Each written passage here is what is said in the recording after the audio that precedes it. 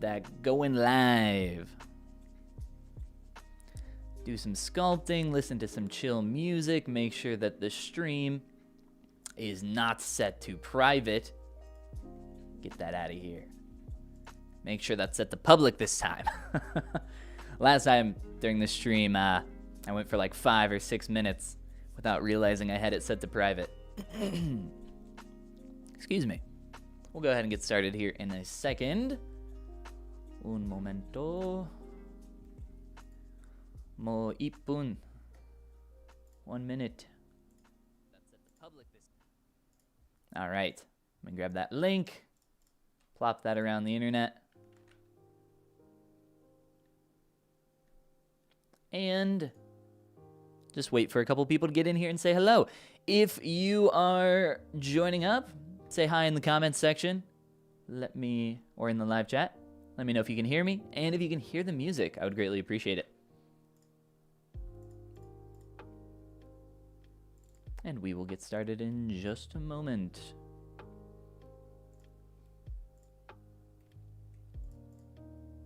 And one more quick little tweet. All right. Hey, Eric, how's it going? Welcome. And I believe we are good. All right. Yes. Awesome. Okay. Oh, no. Hold on. 1 second.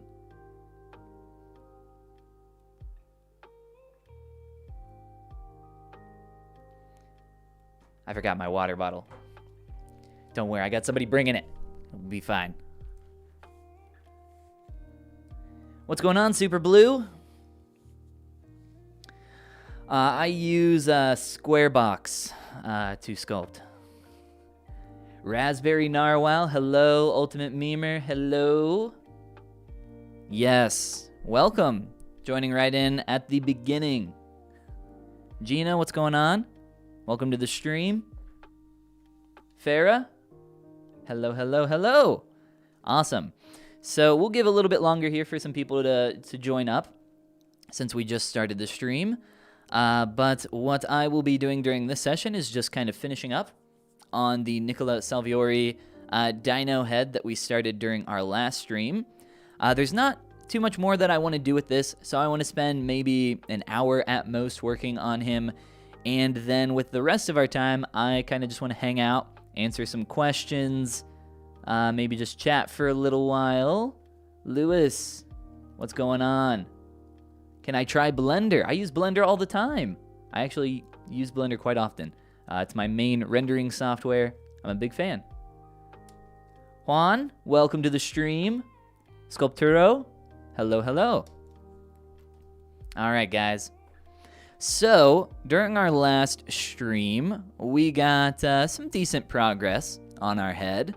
I'm very slow at sculpting while talking at the same time, and that is why I want to spend this first hour just kind of working on this a little bit more, kind of cleaning it up, fixing a couple small things, maybe adding some asymmetry, adding some secondary, tertiary forms to the teeth, and then we can do some Q&A or just kind of hang out and talk for a little while. Neon Time, welcome. Lil Squoo, awesome username. How's it going? How long have I been doing this for? I have been doing this for, let's see, 4 minutes and 7 seconds. But sculpting, I've been sculpting for quite a while. Cerulean, welcome, Cerulean Llama. Hey, Jean Sebastian, welcome. Got a couple students in the chat right now. If you're joining us, say hello in the chat. Maybe shout out where you're watching from. Would appreciate knowing our demographic. Amanda, hi. Welcome. Welcome, everybody. All right, let's go ahead and get started sculpting on our big old dino head here. Again, Nicola Saviori. The way that we're going to do this is probably just start here in the mouth, just kind of jumping around, picking out whatever sticks out to us. Uh-oh. Nope, we're good. Thought my pen pressure was all whacked out, messed up. If you are asking a question while I am sculpting here, and I do not see it in chat, please just type it again, and I will try to answer what I can. But towards the latter half of the stream, we'll be answering, or I'll be specifically spending time answering questions and maybe showing off some stuff, so. Whoa, come on back. What is going on here? There we go. Got some weirdness going on with the brush, with my pen. ZBrush is not warmed up and ready. Regina, welcome. From Chile, Brazil, Spain. Hello, everybody. Ireland, Belgium. Wow. Everybody, all over. Ultimate Memer. Over in Belgium. Owo and Uwu. Saw you were streaming, so I joined. Absolutely, glad to have you. All right, let's get in on these teethers. These are some really fun teeth. I like these a lot. We are missing a little one right there, and probably a small one on the other side from what I can see. So let's continue with that. Let's get that into place. Duplicate, move it around, do some scaling. Get a nice little tiny tooth right in here. And we'll have to adjust this gap a little bit as well, I assume. The brushes I use the most are all the brushes that you see here at the bottom of my screen.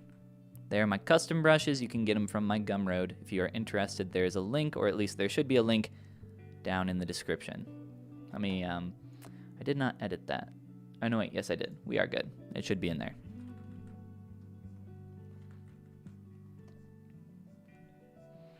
Yeah, a whole multicultural party for the stream. That's right. That's how we like it.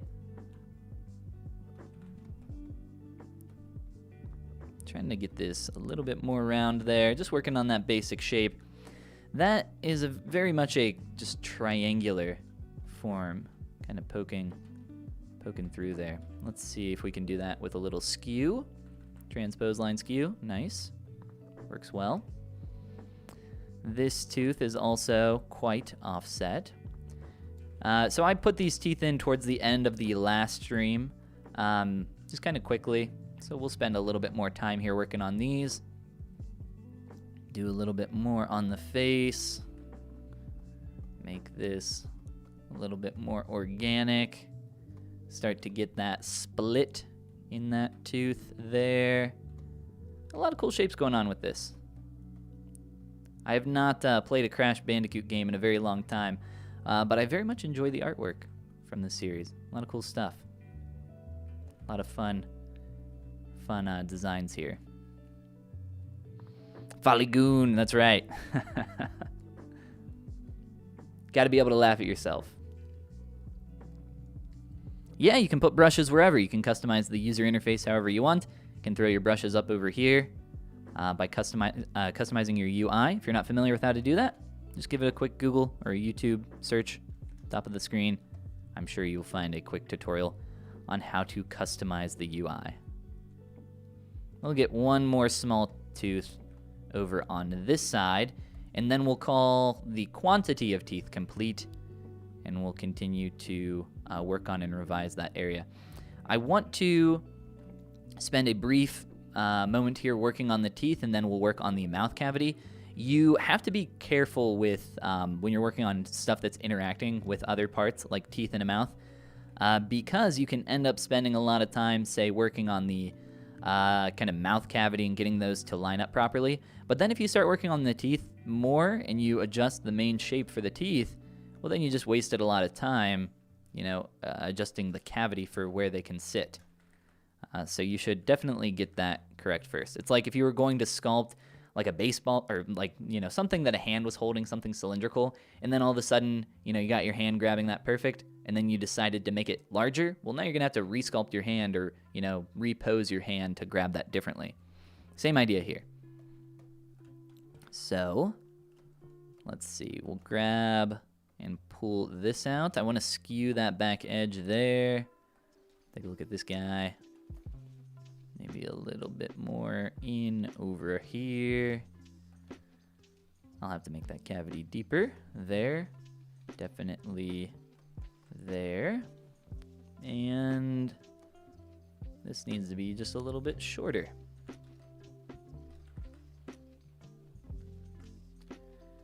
Once you tried to sculpt from reference in Blender and it took 2 months since it was your first time. Learned a lot, but it was a living hell. Well, once you learn the software and then start learning how to sculpt, that's the next big hurdle. Actually sculpting. Not an easy thing. Sculpting is a tough medium, for sure. We're going to make these asymmetrical over here as well. Let's see. Let's maybe go shorter. Just offset that a little bit more. Maybe skew the shape. Or you know what? Let's get these kind of countering each other. Kind of doing something like going up towards the middle there. Pull that out a little more. Over here. All right, feeling a little bit more unique. Let's take a look at this guy from the front view. There are some other views of this as well. Let me see what I do with that JPEG. Where'd that go? Here we go. So there are some other views of this guy, like this one here is pretty helpful, so I'm going to actually just throw that on my other monitor over here. Try not to cover up the chat. These references, this particular one was found from ArtStation. I just went on the front page of ArtStation yesterday, or I'm sorry, was it 2 days ago? Wednesday, when I did that impromptu stream. I believe it was on Wednesday. But for that, you know, that was just kind of something quick for this. I just kind of went on ArtStation, found it real fast, and said, hey, let's do a stream. I had a little bit of time, and chose this one because it looked cool. Had some cool shape language. But normally, if I'm going to work on some kind of larger project, I typically find something that I want to work on a little bit more specifically. Like in some area that I want to improve. So that could be working on, most recently, I was doing a bunch of just quick heads, some daily stuff to practice secondary form, kind of get more of a organic, fleshy appearance to the surface. So that was something that I wanted to work on a little bit more, so I designed my projects around that. And that is not something that you have to do. You can just find something that you like and think is cool and, you know, do that. But I try to have like a reason to be working on something a little bit more for personal work. Although sometimes I'm just like, hey, I really like this design, let's make it. So that's also a good reason to work on something. You should always make, you know, for your personal work, make exactly what you want. Work on exactly what you want. Gotta have fun. This needs to come out more. Let's see. Let's get a heavier lip. Let's come in here. And I also want to get this to not be quite as straight. I want to pull out a little more. Kind of really start to angle this down. Some of this is a little bit more difficult to see from this view. It is a 3/4 angle. I might make this a little shorter.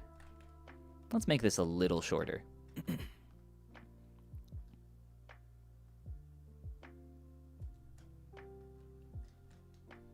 That feels a little bit better to me. The teeth need to be realigned now, so I'll just do some merging on those.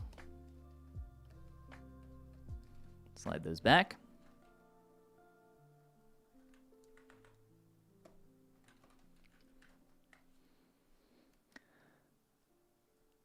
Streams give you the motivation to remake the thing I made that took me 2 months. Rango. Rango. Who's Rango? I don't think I know who Rango is. Is that the lizard guy from the Johnny Depp movie, Rango? Is that what am I thinking of the correct thing? I don't know if that's so much of a challenge, but it is a character I could work on. Looks like a nice dino, thank you, Vibrant Wolf. Yeah, he's fun.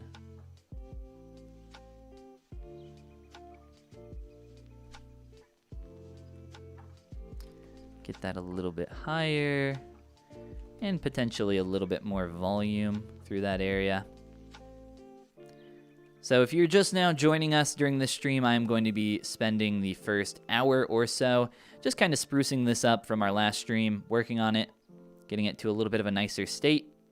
And then during the second half of the stream, I'm going to do pretty much all Q&A. So if you guys have any specific questions that you want to save for then, if you're going to be around, stick around and we will answer as much as we can.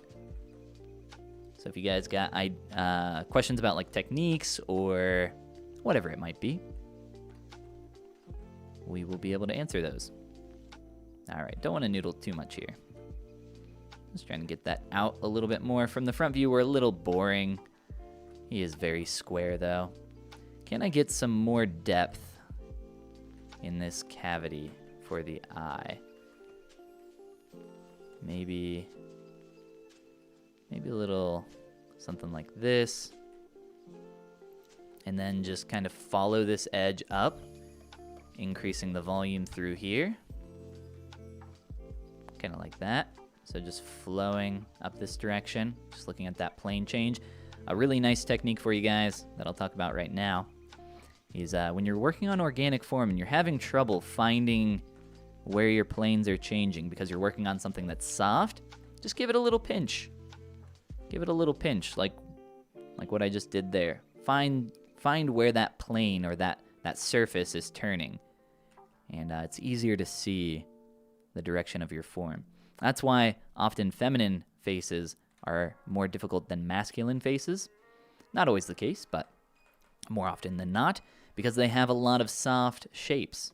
Masculine faces tend to have planar shapes that are easier to tell where your planes are changing, where your surfaces are changing direction.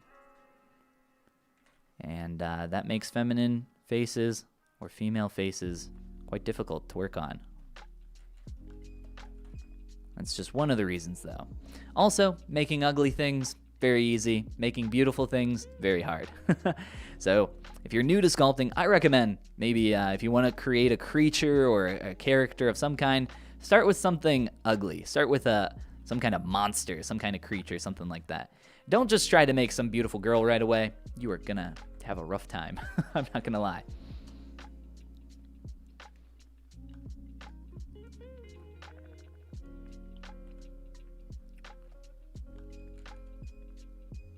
Where did I study? Right here at my home office. Not this one specifically, but I am completely self-taught. I did go to college, but not for this. I went to college for web development and web design, and along the way, I kind of got a little bit into 3D animation. It was a little bit of a passion of mine, just doing tiny simulations, things like that. But I realized that animation was really, really hard. So I decided not to pursue that and instead decided to do digital sculpting, which turns out is also very, very hard. So I didn't really choose correctly in terms of difficulty. But yeah, I just saw some, I think I talked about this during the last stream, saw some sculpts online, some high resolution 3D models, and I was like, whoa, I don't know what that is, but I want to do that. That looks cool. And here we are, years later, doing exactly that. All right, here's what we're going to do. Some auto groups, grab a slice brush, chop that in half, chop that one not quite in half, and that should do just fine. Then we can split these off.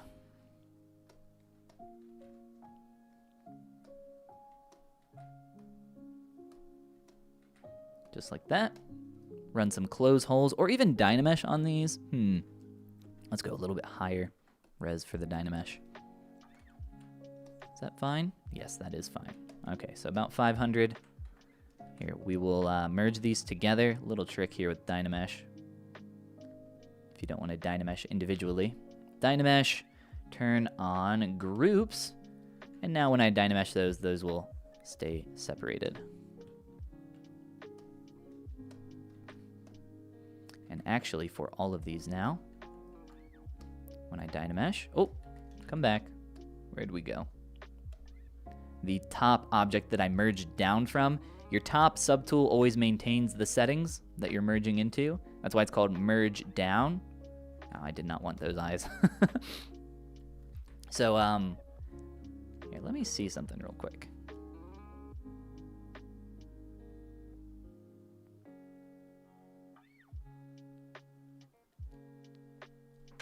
So that is why that setting did not apply there.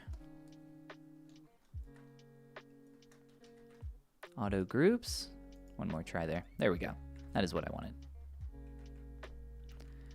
There are some other little things that you can do here to make that work a bit more uniquely for your selections, but that should be fine for now. We'll offset these teeth just a little bit. They need to be a little bit sharper, I think. Well, thank you, Sculpturo. It's very kind of you. I will not be doing the body, no. Just working on the head for a little bit, then doing some Q&A. Refining from here. Or at least I'm not doing the body today. In the future, possibly. Just not during this stream. Thank you. Got some water.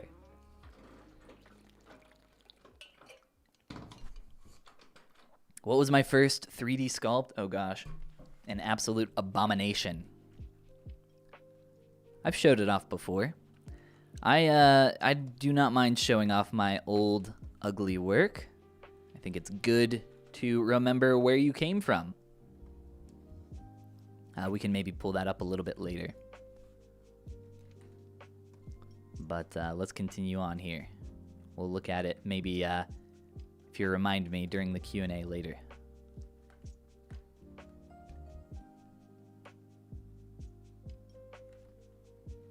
The first thing you ever made looked accurate to what you were attempting to create. Well, I would say that you are either an amazing artist or maybe you do not have the trained visual eye quite yet. Because I remember it's very hard to be objective about your own work. And this is not a slight against you at all. It's more of just a general, everybody does this, where it's hard to objectively know your own skill level. So, you know, when you're just starting out, you might think something looks pretty good. As someone that teaches and works with a number of students, I get a ton of people that send in their first sculptural assignment and say, hey, I'm really proud of this. I think it looks awesome. I think I did a great job. And then we get in and go through the feedback, and then the tune of their song changes pretty quick to, wow, like I had no idea. I can't believe that I didn't see any of this. I had no idea. And that's just natural. It's not anything to be ashamed of or anything to be, you know, concerned about. Every single person has this. Very, very hard to objectively look at your work and say, here are my mistakes and what I could work on and do better. But that is why postmortems on projects are very valuable. Also, taking breaks, very valuable as well. Meaning that, you know, if you're working on something, you can't see where you need to improve, step away. Come back tomorrow. Maybe the next day. Maybe a week from then. I've had very long breaks on projects where I will, you know, step away for like, you know, sometimes even a month. Sometimes that's what it takes to really push yourself to see those mistakes. Very valuable to take breaks. Very good idea to take lots of breaks on projects when you can't see what's going on. I'm just sharpening up these teeth a little bit. You'll notice I'm not being super precious or clean with this geometry. I'm just trying to sharpen it up really quick. And then I will do some very quick remesh. Just a little sharpening here and there. Let's merge those all together. Let's once again do our group Dynamesh. We'll turn that off. I'll turn off groups. And let's see. 1K is probably enough for a Z remesh. Do I have any advice on getting a job in the 3D landscape? Yes, of course. Be very good at it. Be very, very good at what you do. And specialize. Know what you want to go after. There's no such thing as good general advice. So I can't just say, here's exactly what you should do. Because I know nothing about you, your passions, or what you want to accomplish and what you want to do. A lot of people just say like, oh, I want a job, in the, doing 3D something, right? Find out what that one thing is that you want to do. For instance, I sculpt high-resolution characters, and even more specific, I sculpt high-resolution stylized characters more often than not. So that's kind of my specialty, where I live, and because of that specialization, I've become a little bit more known for that. So that is my recommendation. Find something that you really love, you're really passionate about, and specialize in that. If you want to go work for an indie studio, then maybe you can be a little bit more general. You could be a little bit more general, wear many hats in those situations if that is something that you want to do. But just know that if you're going to go work at some big studio, or if that is your dream, you want to go work at insert studio name here, insert film, game studio, etc., you are going to most likely be doing one specific job. And you need to be very good at that one specific job. I was using trim. I was using my personal trim brush on those teethers, yes. Now I'm just sliding them into place. And now we will work on the mouth. I am going to go ahead and turn off symmetry here. Get a little asim in our game. Let's see. Just some little wiggles up here by the nostrils. I want to get a little bit more of that down by the mouth, though. Something a little bit lower on this closer edge over here, as you guys can see. This needs to be a bit tighter as well, or maybe, yeah, we'll make that tighter and a little bit more deep. Over here with this eye, maybe a little more flat.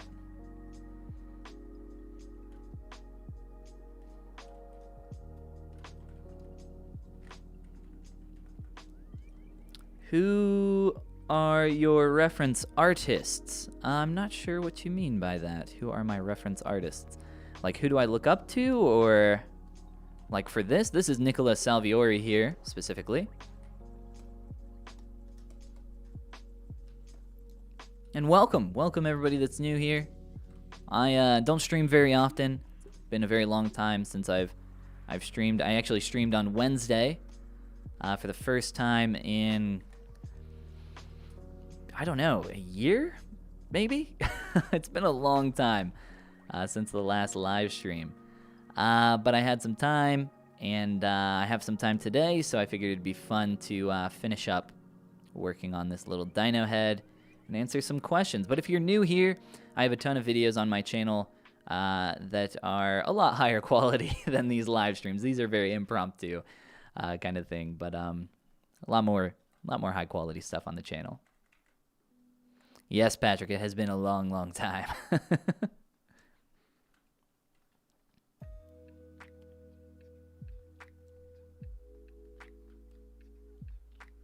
Yes, words of wisdom.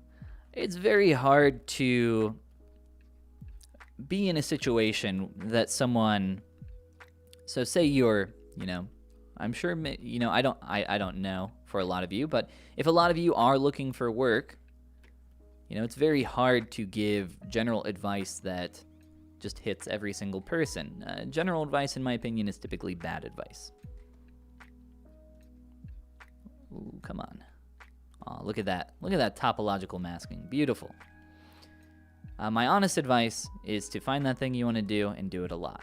Do it a lot, a lot, a lot. It's most likely going to take a lot more than you probably think it will. If I would have known how much work digital sculpting took to get to a semi-proficient level, I maybe wouldn't have been so eager in the beginning. But I worked really hard. I sacrificed a lot to kind of get where I am in a quick amount of time. Relatively quick. I have not, in the grand scheme of things, been sculpting for that many years, but within those years, I've been sculpting a lot. A lot. I'll often see people ask questions like, how many years have you been sculpting? How many, whatever. Those are often, I think, really bad indicators of effort and time put in. Like, if you just look at the amount of time that I've been sculpting, I think it's about 7 years or so. It should be about 7 years. Digitally sculpting. Before that, no art background really at all. Never really drew, never did anything like that, never traditionally sculpted. So just looking at the time, 7 years, not a very long time. But within those 7 years, every single day, just putting in the hours, grinding it out. That's what it takes, though. That's what it takes if you want to do it in a short amount of time. I went from 0 to working as a full-time digital sculptor, working on stuff like, Disney products, Pokemon, Flintstones, Looney Tunes, amusement parks, museums, all that kind of stuff in just under 2 years, working at a company in my local city. Took a lot of work to get there, but it was worth it, in my opinion. It's easy to say it's worth it when you already did it, right? When you already did the hard part.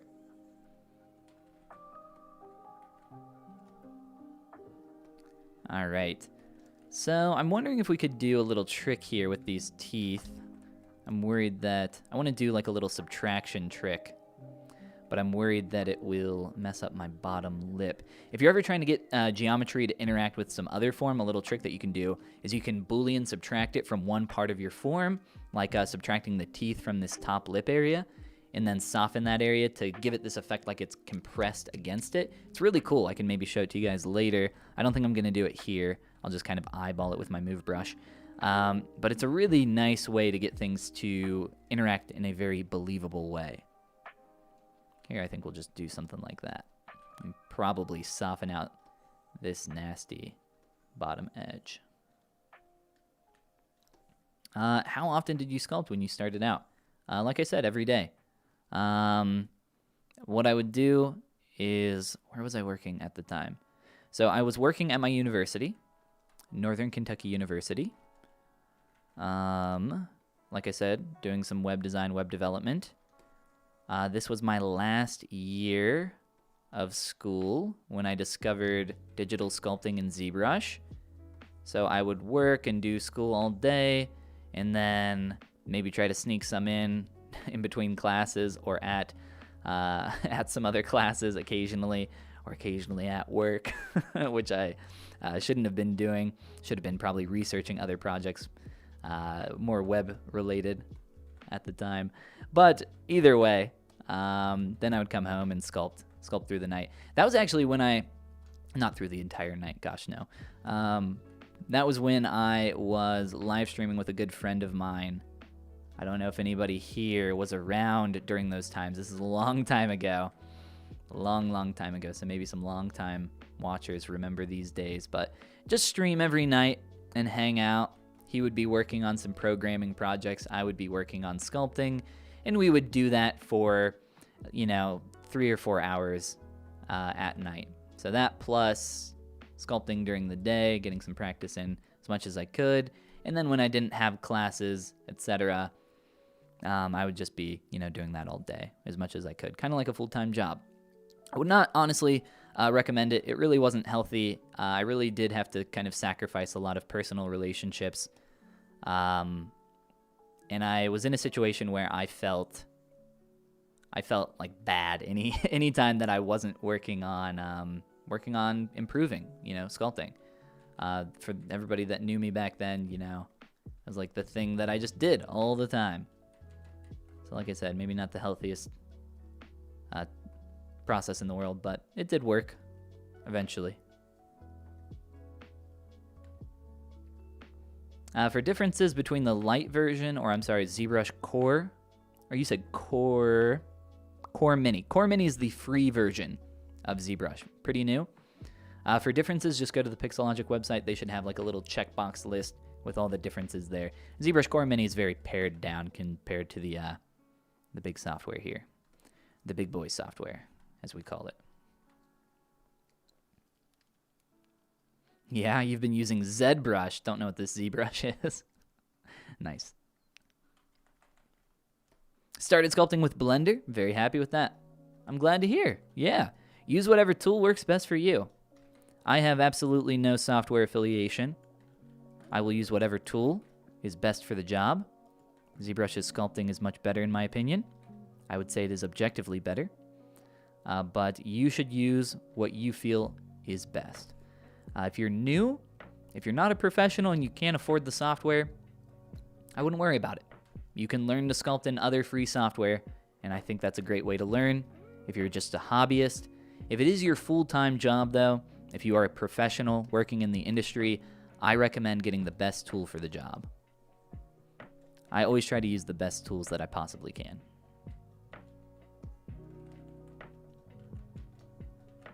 But yeah, I love Blender, although I like to make some memes about it.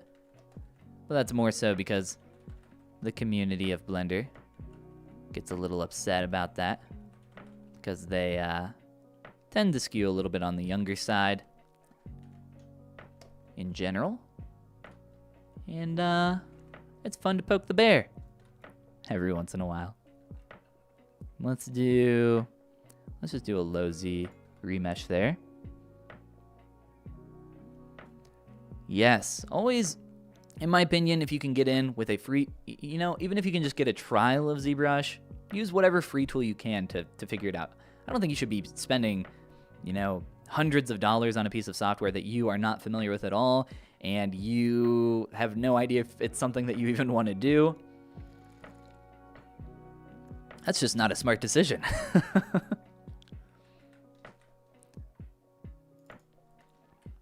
All right. So we've got a little bit more asym in here in a couple areas. Let's see what else we could do to add some fun. Maybe what's going on here? What did I just do? Oh, we're fine. Messing with my brush settings. Did it on the wrong brush. Just adding some more asym up there to the nostrils. Could add a slight bit of twist here to the neck or something. Give it a little neck turn.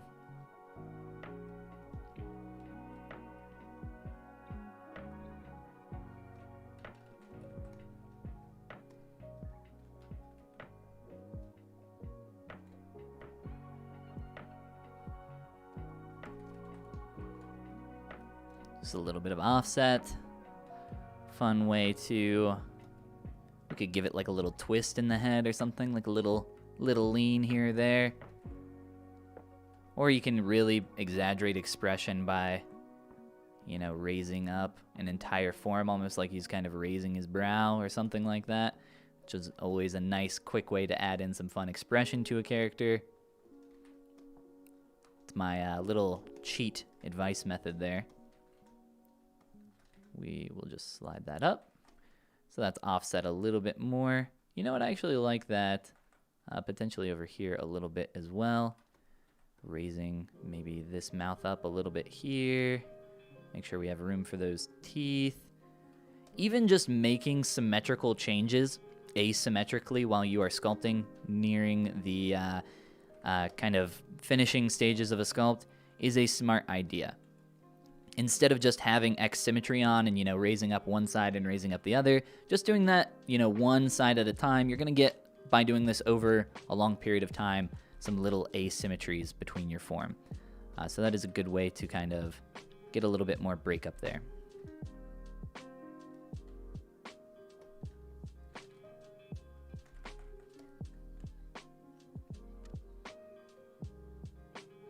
Can I release a video on how to make clothes? Possibly. I tend not to do incredibly strict tutorial, just like one-off tutorial content too often anymore. I save a lot of that more so for my course, the Appeal Academy. But here on my channel, when I do breakdowns of characters, I often hit on a lot of different topics throughout talking about the character creation process. So it's not like a step-by-step guide, but it is more a general overview of what you can kind of look at for using that kind of process. I have created a lot of characters on my channel here, and a lot of characters with clothes, so if you haven't seen any of those kind of start to finish videos, or any of my older videos, I definitely have content here on my channel where I talk about clothing, talk about accessories, and how you can, the numerous techniques that you can use to create those. There are many techniques for creating clothing and accessories. It's actually something that I just made a bonus lecture about over on my course, the Appeal Academy, as I just mentioned. Every once in a while, I add on additional lectures, sometimes shorter, sometimes longer. This was a bit of a longer one. It's over an hour, because clothing and accessories, like I said, are so varied that you can't just create a one-off kind of, here's how you make clothes, right? Because you could have a shirt, you could have a pair of pants, you could have multiple different types of shirts, tops, pants, fabric, material, and there, even with those, like creating a t-shirt, there's like at least 3 different techniques that I can think of just immediately off the top of my head for how I could create a quick t-shirt here in ZBrush. But we can maybe look at that here in just a moment when we do some Q&A stuff. And actually, we're kind of pretty much done on this. I'm just noodling a little bit more, but we can go ahead and look at that here very soon, potentially. So yeah, let's kind of, ooh, that's a little bit awkward, isn't it? A little awkward for that silhouette on top. We'll go ahead and transition to doing some more questions with me, maybe paying a little bit of a closer attention here to our chat. Now here for the teeth, really quick, I will say, if you want to get a fun, like, kind of dino tooth texture, a little trick here. We'll just grab one tooth, add some subdivs, and just grab a trim brush of any kind, or a polish brush of any kind, it does not matter. And just come through here, make some simple brush strokes, just like this. Just like what I'm doing right here. You can be gentle, you can be rough, just let it kind of be a little more organic, just like this. And even try to get some like varied length in your strokes, change the direction, maybe add some like little chipped areas, add some extra details. Let it get nasty. And you can kind of get very quickly this kind of very simple kind of ugly tooth texture that reads very well from a distance, just in breaking up the light and shadow here for the form. And we don't need to work on the backside too much.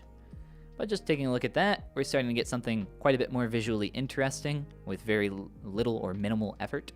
So, nice little technique for you guys there for working on teeth. Now, not all teeth are going to be, quite so gnarled and ugly. So if you go a little bit too far, just grab yourself a big old smooth brush and take it back a notch. I kind of like the rougher texture there, or more rough texture.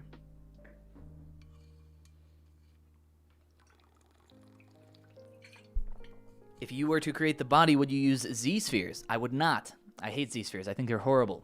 Somebody asked this during the last live stream. I have a video on it on my channel, why Z-spheres are bad, why I think they're bad, and why you should not use them. But I think you should, as I just said earlier, use whatever you are most comfortable with.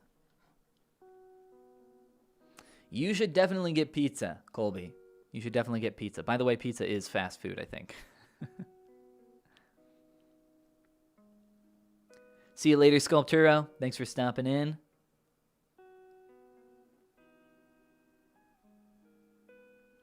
Favorite feature of ZBrush 2021? 2021. I'm trying to remember what all came out during the last release. I'm gonna guess the I'm going to say the dynamics feature for simulating fabric, clothing, or simulating lots of different things. A lot of different techniques there that you can kind of, or not techniques, but a lot of different things that you can use that simulation for. It doesn't necessarily have to be clothing. One of their examples, they used it on a little bit of a rigid body for a car crash. I don't think it works very well for that kind of thing. You might be able to get some better better results by starting with one of those simulations and then kind of hand sculpting over top of it. So it can be nice to get a little bit more organic initially, and then you can kind of do a little extra work on top. But a lot of the time for, simulation type stuff, or not necessarily simulation type stuff, but for automatic processes, you often want to go back over those anyway and kind of give it a little bit of a hand touch feeling. So it doesn't feel quite so like it was, it can feel very inorganic. But I'm talking more like repeating alphas and that kind of thing. But here I think simulation could be fine as a good starting point. Let's see. Let's try this out. I'll just get a little rough texture on these teeth real quick. Just using a good old orb brush very quickly. Start with that, keep it nice and ugly very quickly. So check this out. I'm just adding some very quick noise on here. You could use any brush to do this. You could just use the noise maker here as well. Really doesn't matter. But starting off with that, get a little more here. Something like that. Oh, let's get that tooth as well. Starting off with something like that, and then going back through, adding in that human touch, as I said. Going in with a trim brush of some kind. Playing with those a little more. Start to get those to feel less like I just slapped a texture on there. Did I work with PewDiePie? No, I did not work with PewDiePie. Why do you ask? I did a sculpt of PewDiePie back when he hit 100 million subscribers, I think it was. Just for fun. Did a live stream of it. I actually live streamed that entire sculpt. I'm not sure if that's up here on my YouTube channel or not, though. Have I tried Substance Painter? Yes, I have. I have used Substance Painter a few times, although it's not something that I use incredibly often. I am more of a form artist, a 3D sculptor. I work with three-dimensional form, which you can achieve a little bit with some different types of painting. You can paint form onto your model in Substance, but I am a sculptor first and foremost. Can even break these up even more by just getting some clay brush strokes on there and then come back through, trim it up. Oh, can't even see most of that anyway.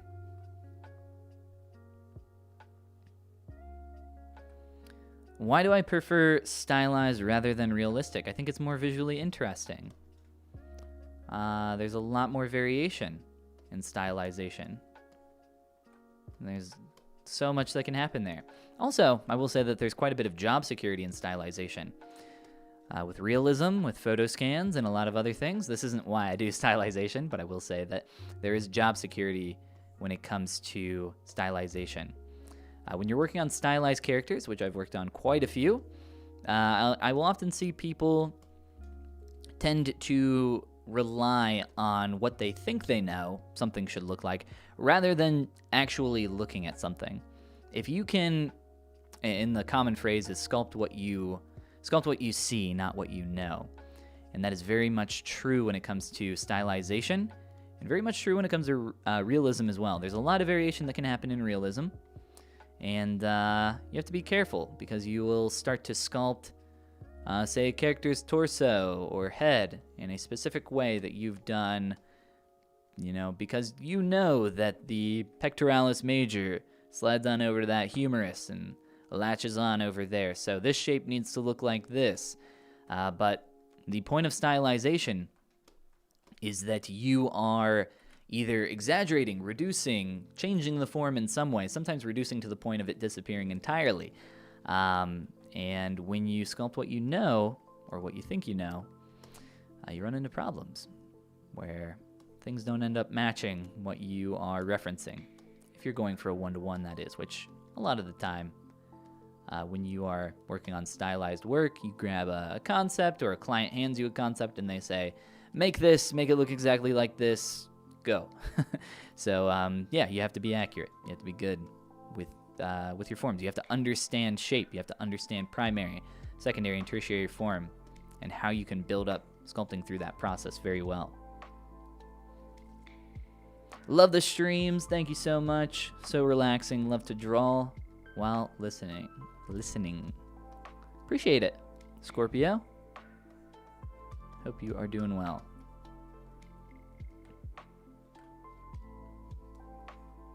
Is he still looking funky?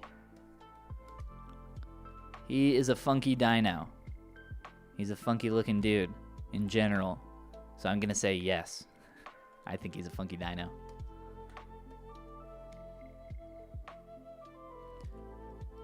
Yogesh, welcome to the stream. How are you doing? How do you parse out which commissions to take and which ones to turn down? That really depends on you. So if you're in a situation where you're getting enough requests where you have the ability to turn things down, a lot of people don't have that luxury. Typically, a lot of people are, the industry is very small, very competitive. And because of that, it is very rare that people have that option if, this is what you do full time, to just say, no, I don't want to do this one.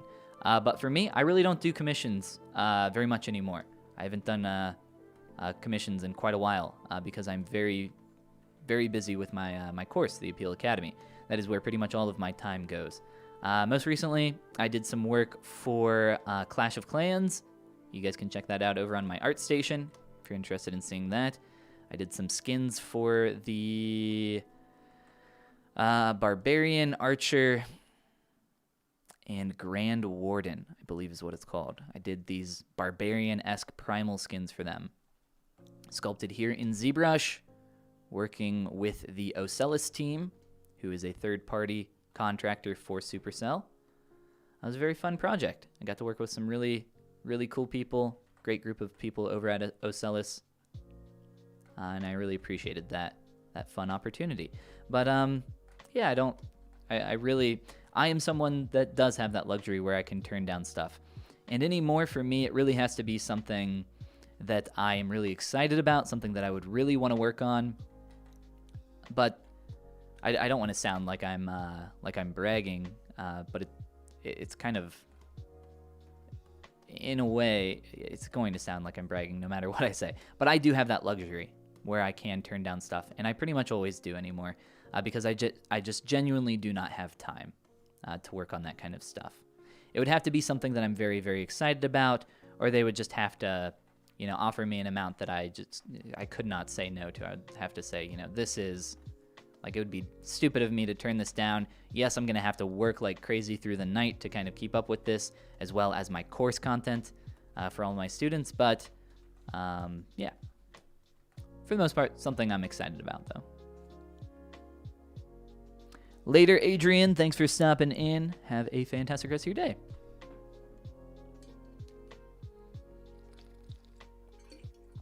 Thank you, Jean. Appreciate it. Jean Sebastian is one of my students in the Appeal Academy.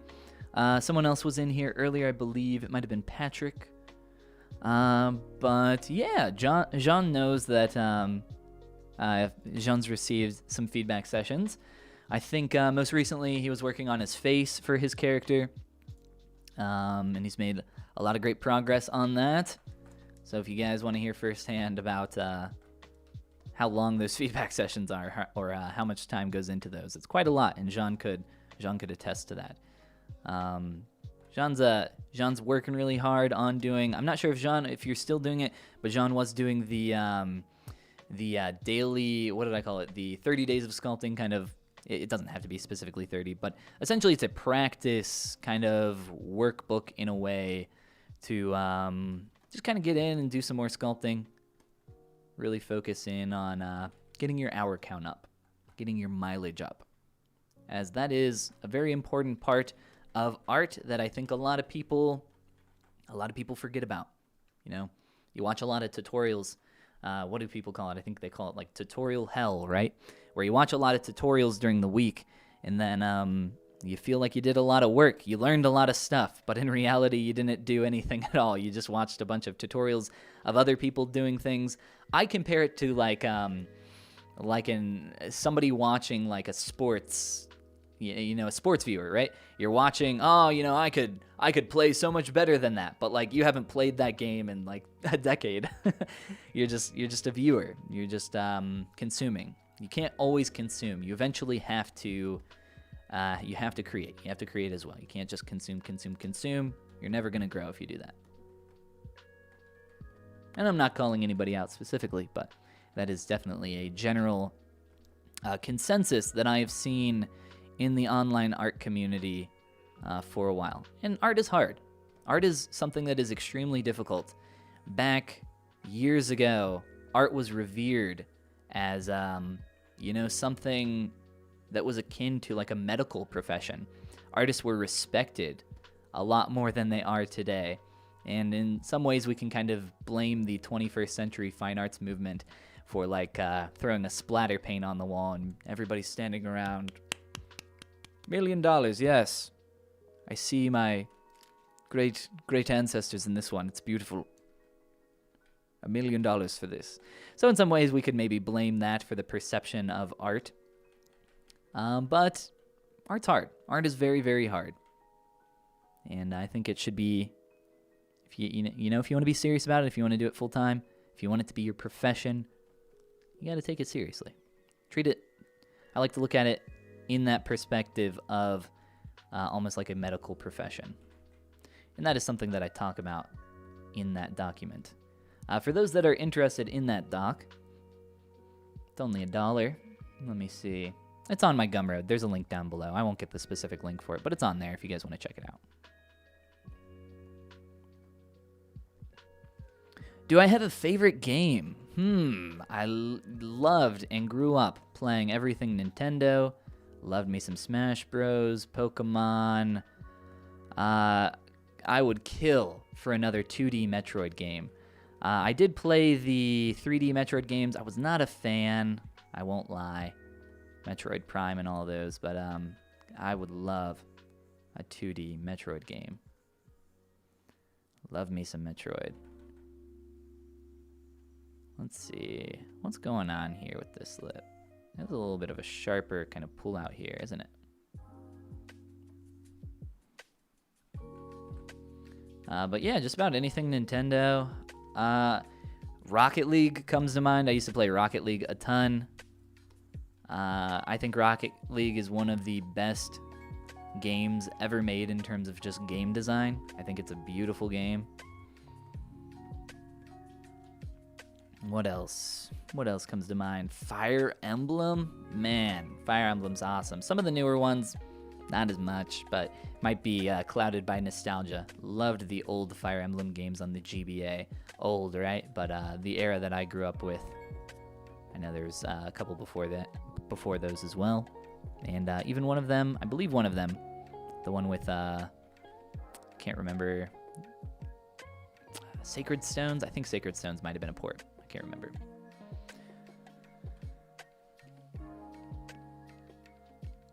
Took a couple days break since work is getting crazy, but still working on the daily sculpts at day 23. Very nice, Jean. That's awesome to hear, man. Keep up the fantastic work and keep sharing those images. I love seeing the progress. And I've seen, even in, 30 days is not a lot of time to be spending. Like I mentioned, the point of that is to like get in, do the daily work, get the practice, get in that mindset. 30 days is not a lot, but even in 30 days, you are going to notice changes. You're going to see growth in your work when you start doing that. Absolutely, especially if it's not something that you commonly do. That was an accident. Shift X on your keyboard, expose.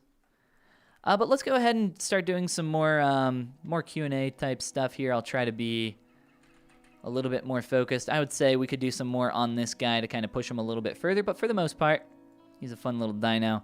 And if we don't have enough questions, we can maybe work on him a little bit more.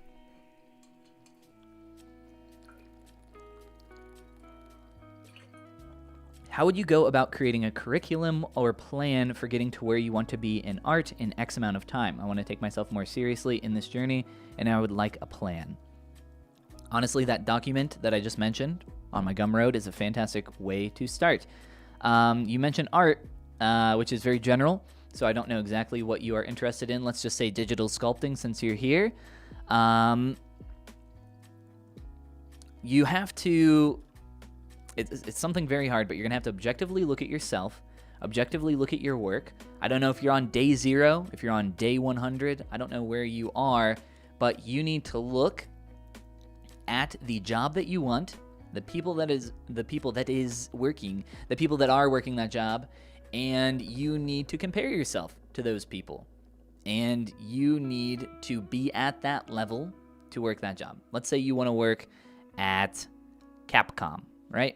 If you want to work at Capcom and you want to be a 3D character artist at Capcom, that is a very lofty goal, and that is not typically a place that people start. Let's say some kind of junior environment artist.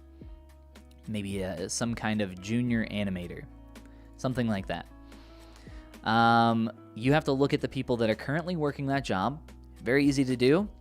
Type it into ArtStation, maybe LinkedIn, find those people, find their portfolios, compare yourself to them, and you are going to have to put in, let's say, a month of work. Go as, ham as you can. You are going to see in that month some growth. You're going to be able to look back where you are, where you were, and maybe even have a body of work now that you can kind of see how much you've grown over that time. And you can maybe kind of try to gauge out a little bit of how much time and how much effort that's going to take if you want to reach it in, like you said, X number of years or X amount of time. So that would be my recommendation. Start by finding those people. Try to objectively look at yourself, where you are, where you want to be. It's a very difficult thing to do, but that is where you should definitely start. Lynn is best girl from Fire Emblem. 100% agree. Making her into a sword master later on. One of my favorite classes. That is also the game that had Jafar, the assassin, who was like an insta-kill on like every attack. He was awesome. Love some Fire Emblem. Let's just alienate everybody that has no idea what Fire Emblem is.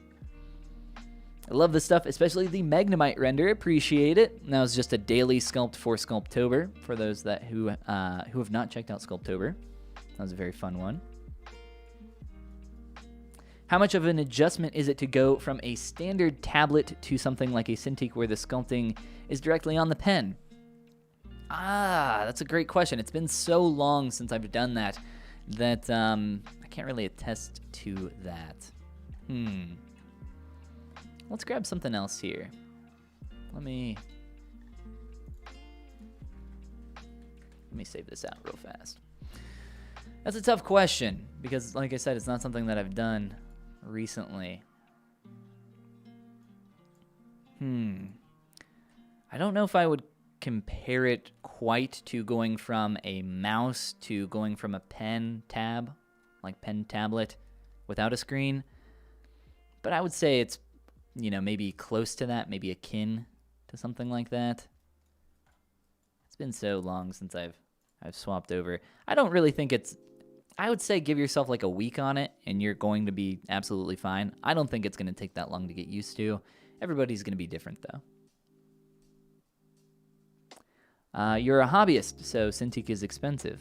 Yeah, you don't have to get a Cintiq. You can get, as a hobbyist, you don't need a Cintiq. I know professionals that don't use screens, and you don't even need a Wacom branded tablet. I love Wacom, very reliable, love my tablet, have had it for a long time, very expensive. I would not recommend as a hobbyist. A 2020 MacBook Pro handling 3D modeling software. I guess that depends on the software and what you are doing in it. But I would maybe look up the minimum requirements to run those programs, which are probably on their website, or you can contact their support and go from there. Yes, I do use ZBrush for hard surface stuff. Let me see. What do we got here? What can I open up? Where is... Let's go... Let me open up some old projects. Some recent projects, I should say. No, my external drive, very slow right now. We'll look at some hard surface stuff, yeah. Thank you a lot, appreciate it. You should do a render of a Blue Dragon character. I've never played Blue Dragon, well, I've maybe played Blue Dragon for like 5 minutes, but that's about it. It's a fun art style.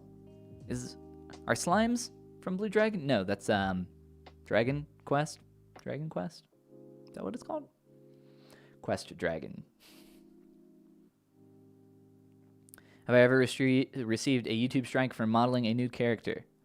Not a strike, but I have had things demonetized many, many times, yes. YouTube is, there's no way you're going to be able to know what is going to be okay and what is not going to be okay.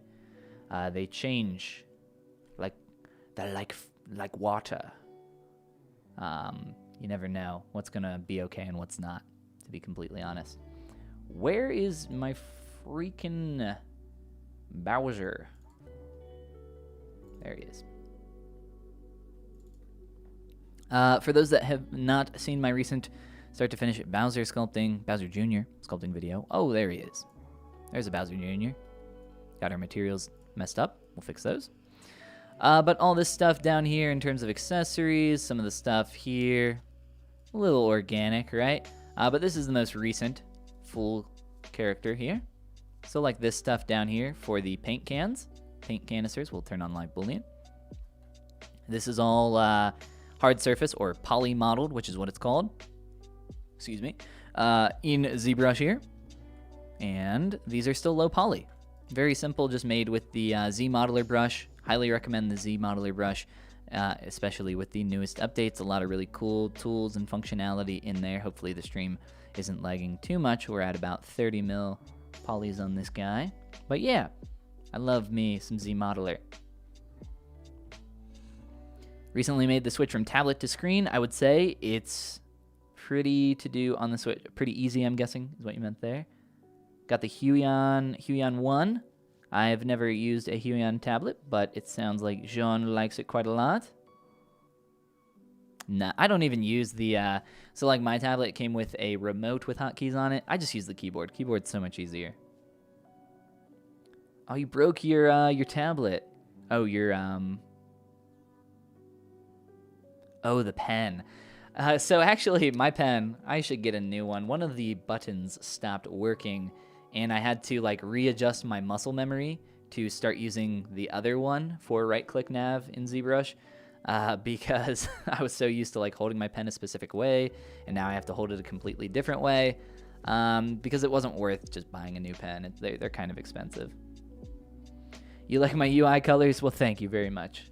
I worked hard on them. They've been the same for a number of years, like probably like 6 years. I don't know, 5 years. Love the sculpt. Well, thank you. Thank you, Cerulean. Z Modeler's your life right now. Yeah, it's a fun one. Do you have some tips that you would like to have heard when you were a beginner? Yeah, a lot. The reason kind of why I started my YouTube channel and why I started creating educational content, back when I started my YouTube channel, there was not a lot of content on YouTube that was digital sculpting related, ZBrush related, 3D modeling, like specifically sculpting related. Oh, live bullying freaking out. Come back. There he is. So that's kind of like why I wish I had that at the time. When I learned ZBrush, I bought some books and I read every single page on those, dog-eared every other, highlighted every other word. I mean, so yeah. A lot of the content here on my YouTube channel is a extension of that. You know, in some ways, a lot of it is just encouragement for a lot of artists that it is possible. You know, I did it. If I can do it, anybody can do it. I was not like, an artist or anything. It's even weird sometimes for me now to call myself an artist. I'm a lot more comfortable with it, and I've been more comfortable with it in recent years. But because when I started sculpting, like I knew nothing. I knew nothing about art. So in terms of specifics, I don't know. Like I said earlier, it's really hard to give general advice. General advice is often bad advice. The one thing I will say, regarding the advice that a lot of artists give, when people say, hey, if you had like one thing that you could tell artists or one piece of advice that you could give, what would it be? And people always get so mad when people say this, but the advice is very often practice. It's like, do the work. You got to practice. You got to put in the hours. And a lot of people get mad at that because it's not the answer that they want. It's not the answer that they want to hear. It is the truth, though. It is, if somebody's, people want the magic pill, right? I want the magic pill that's going to make me lose weight, gain muscle, and become super hot. And that magic pill does not exist. It is snake oil. And if anybody is selling you anything that is saying, hey, this is going to get you exactly where you need to go, they're lying to you. In all of my course content and anything that I sell, I never say anything like, if you go through this course, you are going to get a job in the industry. No. If you watch the course content and do none of the work, you're not going to get any progress at all. You have to put in the work. You have to put in the time. And unfortunately for all of us, that number of hours, that amount of time is a lot higher than you probably think it is. Whatever number you have in your head right now, multiply that by 10. I'm not even kidding. I would say look at your art career, or if you want to become a professional artist, look at it as comparing it to becoming like a medical professional. Look at it like becoming a doctor. Imagine going to an 8-year program or a 12-year program to become a medical professional. That's the amount of effort and time that you are going to have to put in, or at least the mindset that you need to be in to go from nothing, from ground zero, to become a working professional. Is it going to take you 12 years to get a job in the industry? God, no. If it does, you need to take a step back and reassess some things about yourself. But it is going to require that kind of mindset and drive to get you to where you want to be.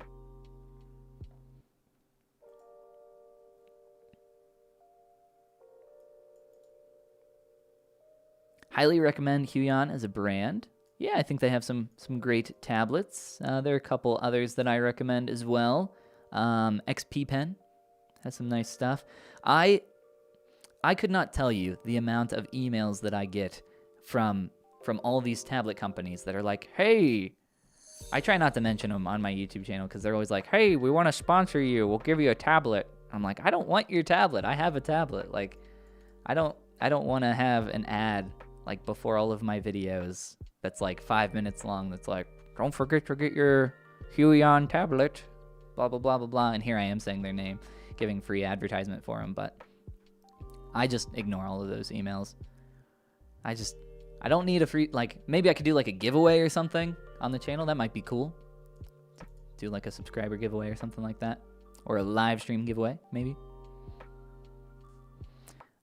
Your channel has been such a huge help. Thank you. Thank you, Cerulean. Appreciate it. Glad the channel has been helpful for you. Bowser Jr. here. I don't know the exact amount. Somewhere between 30 to 50 hours. Not 50. I wouldn't say 50. Over 30 for sure. If I had to make an educated guess, I was kind of working on this like lazily in my free time. So it wasn't like, oh, I got to get this done for the client really quick. So this guy was maybe, let's say 40 hours. So like a work week.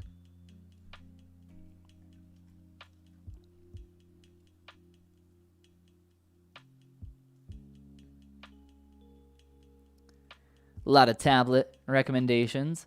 I honestly don't think in 2021 you're going to make a mistake in buying really any tablet. I think for the most part, whatever you buy is going to be working pretty good for you. Just make sure you're not buying like something that's 5 years old unless you're getting a really nice price on it. Rule of thumb is about 10,000 hours to become an expert. It's completely wrong, completely incorrect, and misquoted quite often.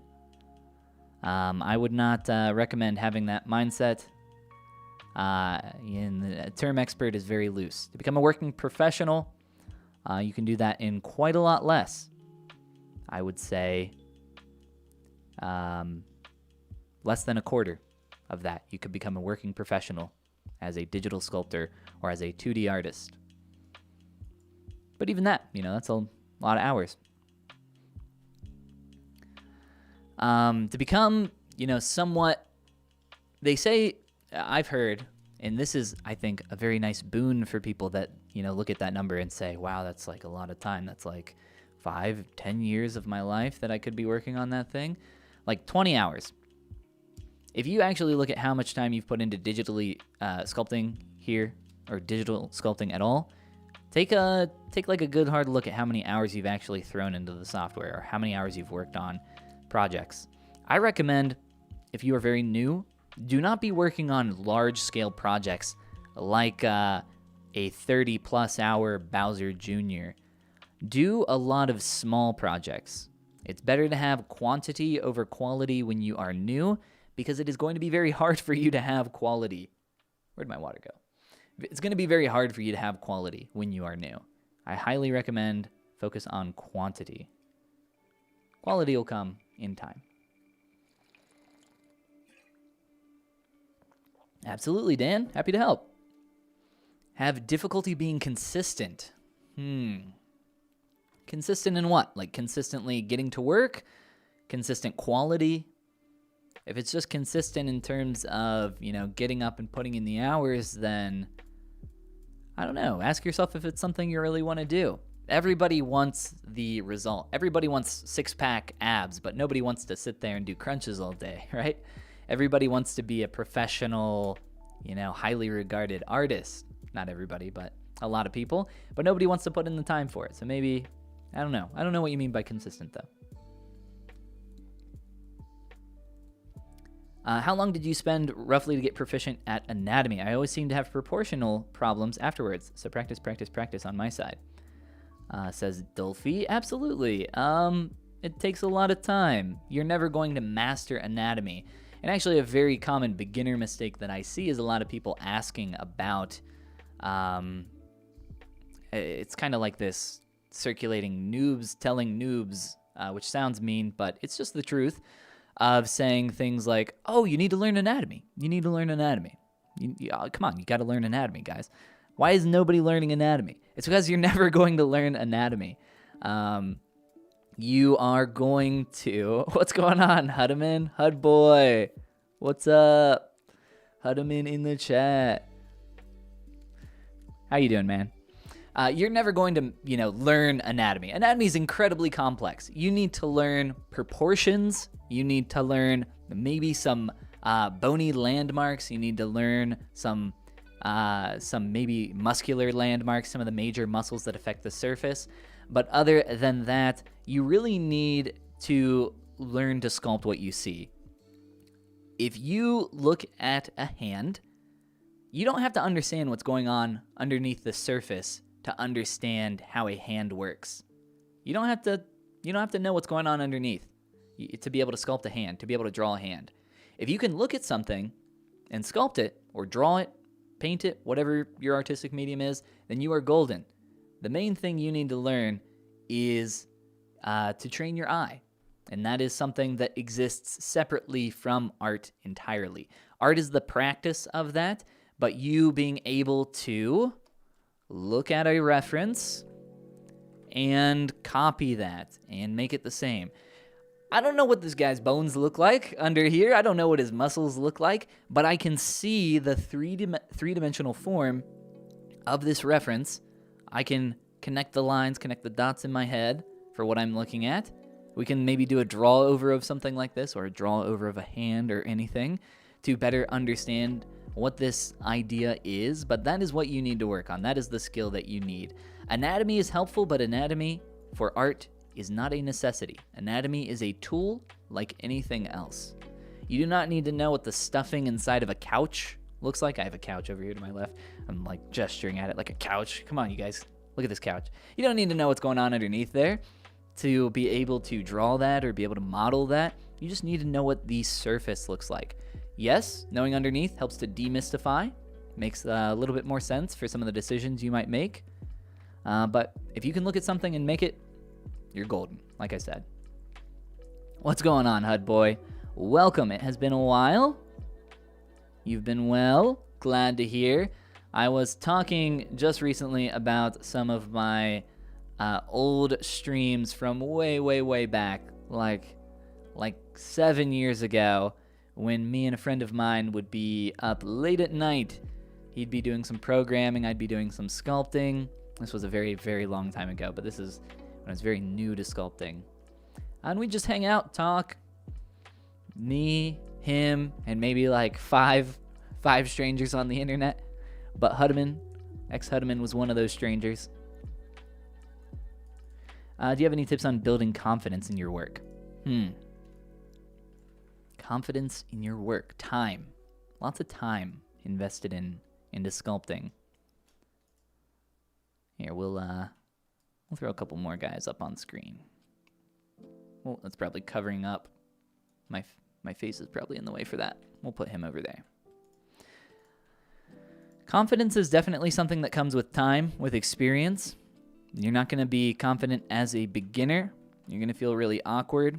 If you remember, I don't know how old you are, but when you were maybe in grade school or high school, I know it's called other things in the world, around the world, but maybe when you were, say, like 9th to 12th grade, before college, you're young, you're inexperienced, you're not ready for the real world yet. You're not confident, but that confidence comes with time. You're not just going to wake up one day and be like, oh, it all makes sense, right? It's something that builds slowly.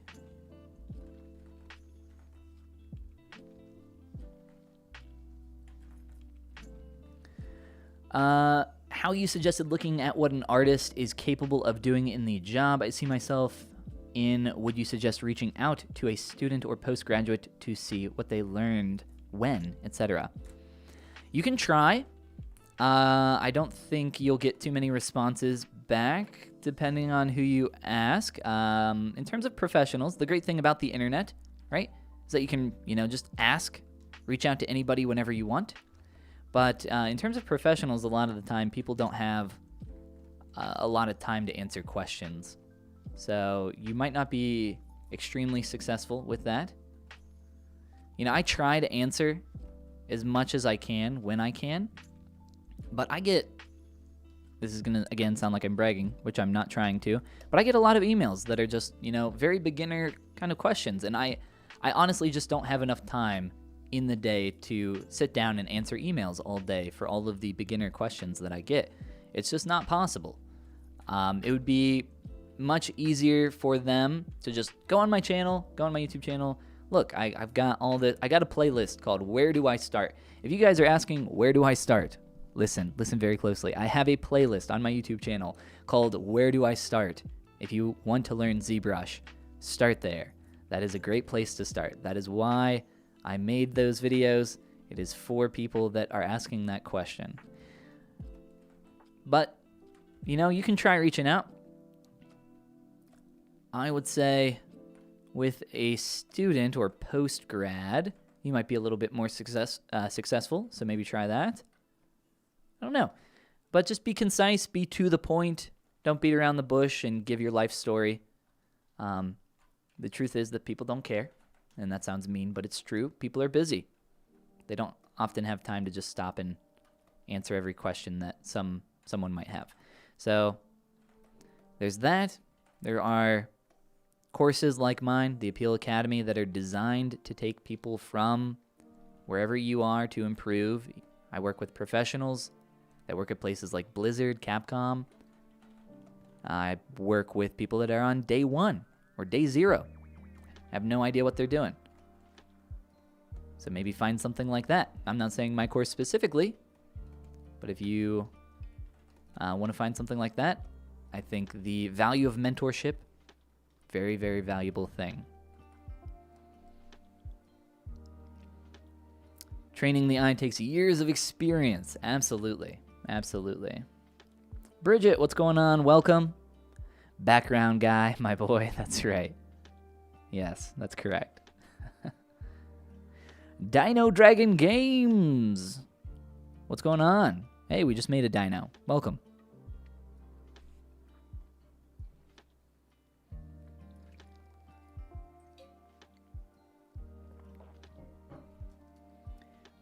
When you are looking at a concept, do you break it down to primitive shapes in your mind before actually starting to sculpt? Here's the thing. Here is the trick to that question. Let's go back to our dino and pull this up. If you are wanting to sculpt this dinosaur head, like I've done here, you can't just start sculpting the head, the nose, the eyes, the lips, the teeth, the ridges down the back, etc. The folds of skin here. You can't just start doing that all at once. Sculpting and art in general is an iterative process. And what I mean by that is I'm not just breaking it down visually in that idea of primitive shapes, but sculpturally, you have to start. Like, I can't put the nostrils here until I have the base form of the head first to put those nostrils into place. And if I put those nostrils on top of this head too early, what is going to happen, and by too early I mean maybe the shape of the head isn't perfect or as good as it could be. Perfect, right? I use that word very loosely. You are going to have a rough time because you are going to have to redo all that work that you just did. You attach those nostrils, the main primary form of the head isn't correct. Now everything else is going to be a huge pain in it as you attempt to get some of that to realign with your primary forms. It's going to be a horrible pain. So sculpting is an iterative focus on primary form. Focus on most basic primitive shapes. Get those into place. Move on, start adding things on top of that. Get those added parts, get the basic shape here of the nostril, then start adding and I'm talking about like the larger shape here, this kind of boxy shape, and then start digging in for the cavity of the nostril. You can't just do it all at once. You're going to have a bad time. You're not going to get any progress there. I'm going to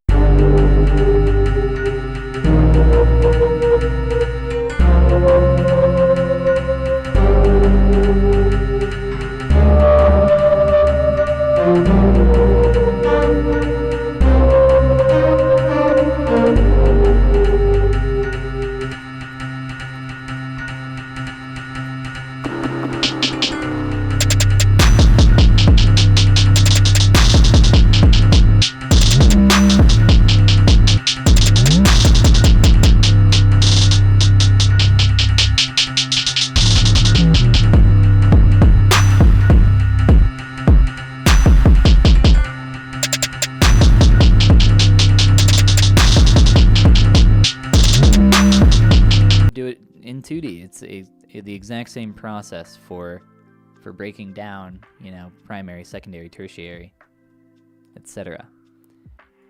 And that is part of learning how to see. Learning how to, and if you're not an artist, saying learning how to see sounds like the most BS thing in the world, if you ask me. I am someone that is not a huge fan of, what would you call it?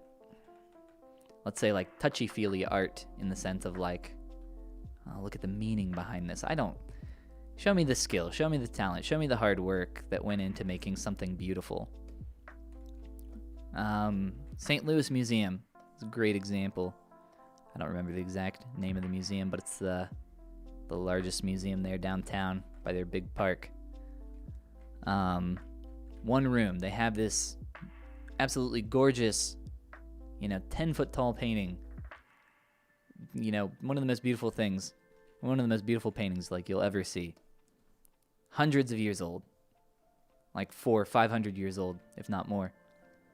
And in the next room over, some like line art sketches of primitive shapes. And when I see that kind of stuff, it annoys me. I can't stand that. Like, how could you even have this in the same building? This just feels like so terrible. So disrespectful to these artists that dedicated their lives to their craft and truly made something beautiful. Like, that's crazy.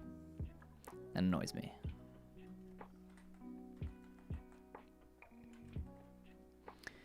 I often have an issue trying to break out of the static A pose in my sculpts and start posing it. I want to pose my characters, but it feels like a gut instinct for me not to. So I guess it depends. If you're posing a sculpt here in ZBrush, I recommend looking into something called Transpose Master. Transpose Master is a function in ZBrush. I'm going to fix these really quick. Fix these materials. Transpose Master is a function in ZBrush. It's up here under Z plugin. Z plugin Transpose Master T-Pose Mesh is what it's called. Click that. It takes all of your subtools and combines them into one single tool, one single object, and then you can begin manipulating that.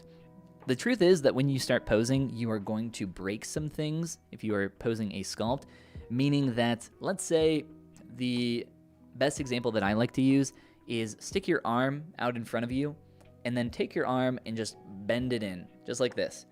Your bicep, your forearm, the shapes here are going to change. So when you pose a character, the same thing is going to happen.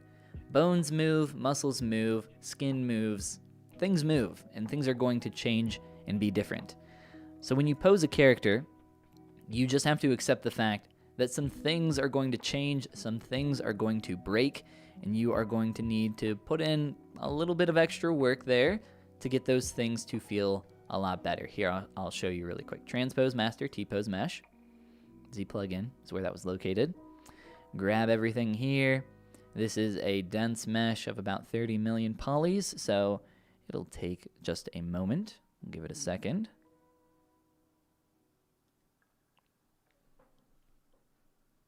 And it will create a new T-Pose mesh for us here.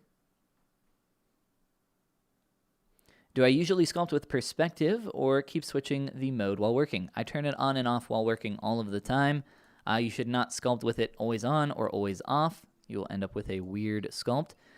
But here we go in Transpose Master, as you can see. So I can make changes to all of the subtools here at once. We can do something like this. Beautiful. Yeah, I love it.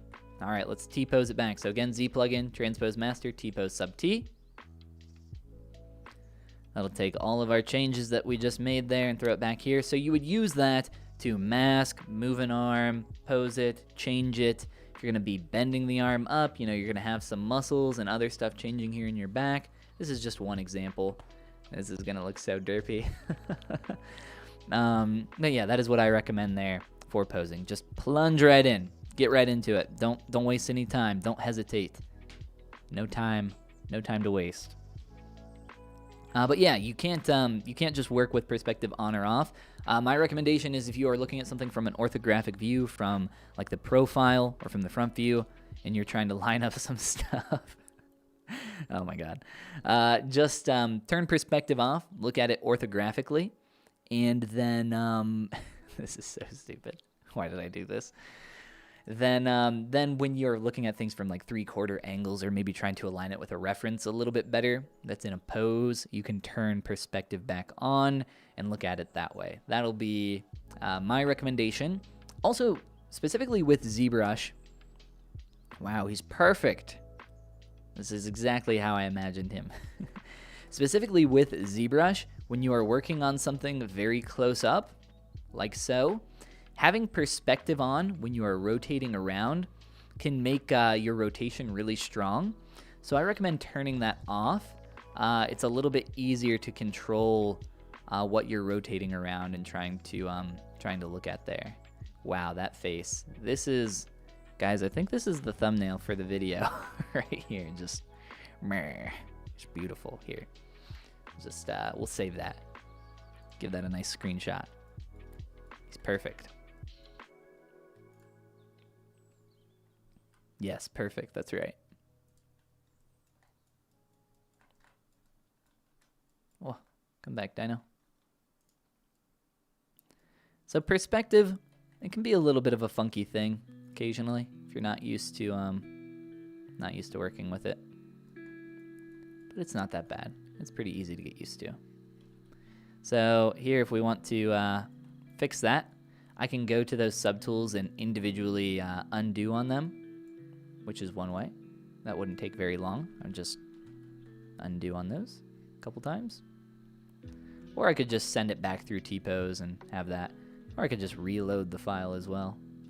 You know what, let's keep both versions of our beautiful Bowser boy in here.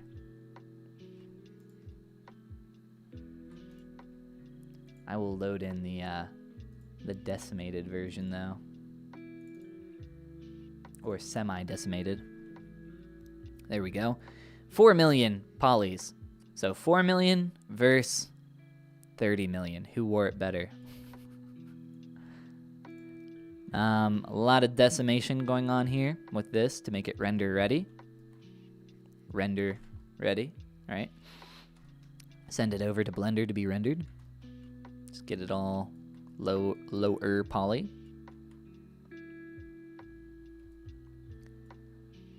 Your message disappeared. I do not see any messages hidden, so I'm not sure what happened to it. But resend. And I will read.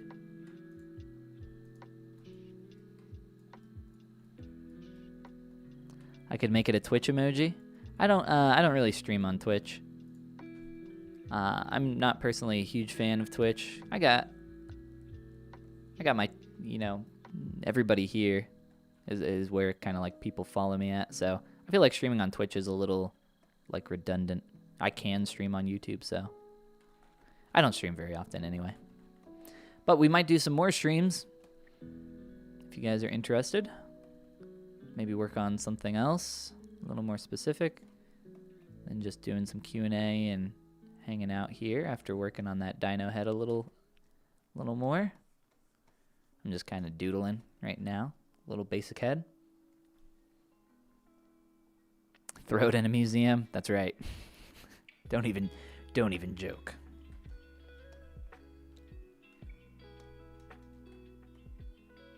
Lazy ear.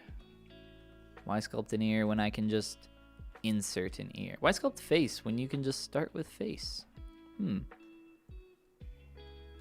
that back. I, in particular, am not a huge fan of sculpting ears. Once you've sculpted a few ears, you've sculpted most ears. Not quite the case, but the point still stands. Ears, not something super fun to sculpt. But they are a good way to practice your ability to see. Hey, if you're looking for something to practice your ability to see, maybe start with a nose. Noses are very simple, very easy. Then maybe move on to an ear, maybe some lips, maybe a pair of eyes or something like that after that.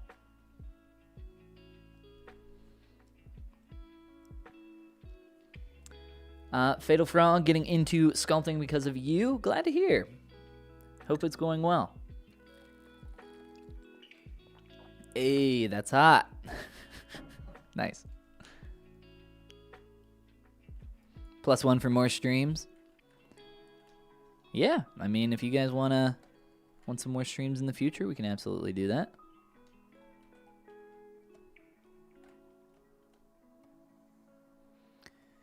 When sculpting a head, don't worry about things being even good at this stage.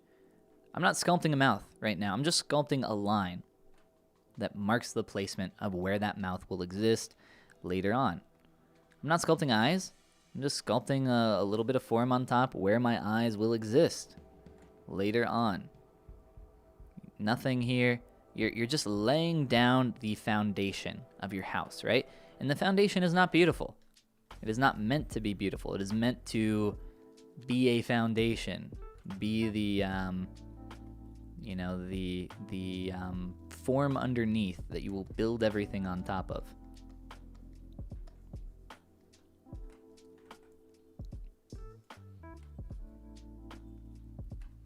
Sculpting that anti-helix really gets you going. Someone knows some ear anatomy in chat. I'm more of a helix fan myself, but you know, I'm into a little anti-helix now and again. Do I have to make props in a junior character artist job? Junior character artist is, you know, it really depends where you're going to work. Junior character artist is a bit of a, what's the term? Like where two things don't really like work together. Saying, I can't remember the term, but it's not really too much of a thing. Like you're either a character artist working on characters or not. You might be doing like the grunt work as a junior character artist. If you're working on characters though, you are working on the main thing, right?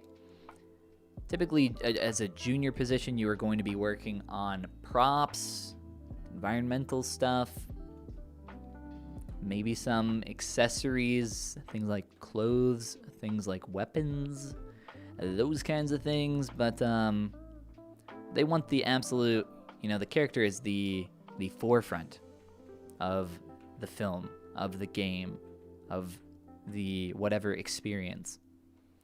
And they're going to have their best people working on that. So if you want to do that, become one of the best. It's that easy. It really is.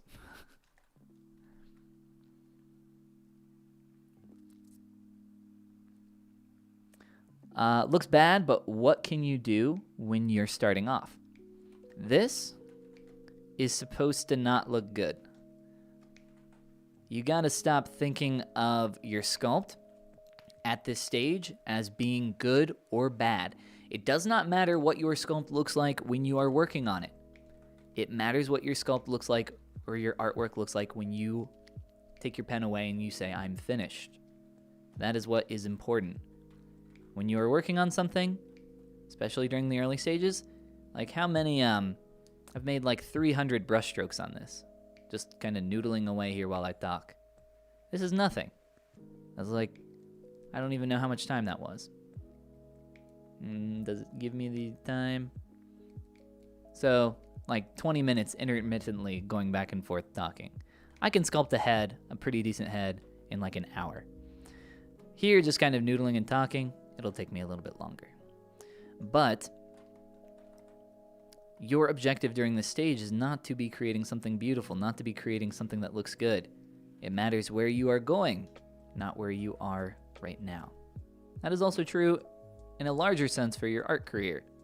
It's not about where you are, it's about where you're going or where you're trying to go. There's your art inspiration for the day. Let's find that zygomatic hit coming down. Follow the line up the nose. Let's go for some larger eye shape there. We'll get the main top lid shape here. We'll cut that out later if we have time. Coming down here into the lip shape, which we have not done anything with. This was literally one brush stroke down here. Just one brush stroke. Start with the Cupid's bow of the top lip. Pull that up. Positionally, it needs to be higher. Work on the profile. Grab yourself a move brush with AccuCurve turned on to really push in on that corner. Let's smooth out some of that form if we need to. Grab maybe a Dynamesh. Add in the 3 main volumes of the upper lip, like so. Define the plane change for the bottom lip right through here. Take a look at that bottom plane transition. All things in the face work together. Right? We got the bottom lip that works with the chin. Can't have a bottom lip without a chin. Can't have a chin without a bottom lip. All these shapes work together. Now, as we start to define these shapes down here, we can start to maybe define the separation between our lips a little bit more. Start pushing on that, still working on the profile, making sure that that top lip and bottom lip are lining up properly. Oh, but hey, you know, like I said, all things are connected. Maybe we can start now to take a break from working on the lips and push up here on the nose and maybe create some quick nostrils. Start working on this area, kind of pushing up, getting the philtrum blending in here to our septum, kind of pulling up this way like so. Soften that, pull around for the ala or wing of the nose with a nice little pinch. Start to work on the major plane break of the nose. Pull in like so, sharpen that up, maybe make it a little wider. There's a billion different variations of noses. Pull down, get a little bit more weight here for the bottom of the nose, etc., etc., etc. Like I said, it's not about where you are, it's about where you're going with your form. So we've started to define these plane changes a little bit more. Our surface is very messy, but I'm fine with just leaving brush strokes right here on the surface because it doesn't matter. They are going to be cleaned up later on. I just care about the foundation. The foundation is what we need to worry about right now. We will make things look pretty, right, later on, if that's the route we're going. But right now we're just kind of defining our planes. You have to think of things primary form, right? We started with the main shape here. If we scroll all the way back, started with that block out, that main shape of the head, just defining the planes. At this stage, if you're trying to sculpt eyes, lips, nose, ears, you're gonna fail. You're gonna have a horrible time. You're going to mess up. Continue forward. Look at me, just working on proportions, working on those plane changes, figuring out where the nose is going to live, figuring out where the lip is going to live, the lips, get that ear placement, got the brow positionally or proportionally in a good spot here, right in the middle of the face, working on those proportions, just getting things in the correct spot. Just working on things getting in the correct spot. Define our plane for the chin, transitioning from the lower lip, and then we continue to build up. Build up, build up, build up, build up, build up. We just worked on that nose 2 seconds ago. Just kind of building that up, kind of working on defining that, refining that, and pushing that to a more finished state.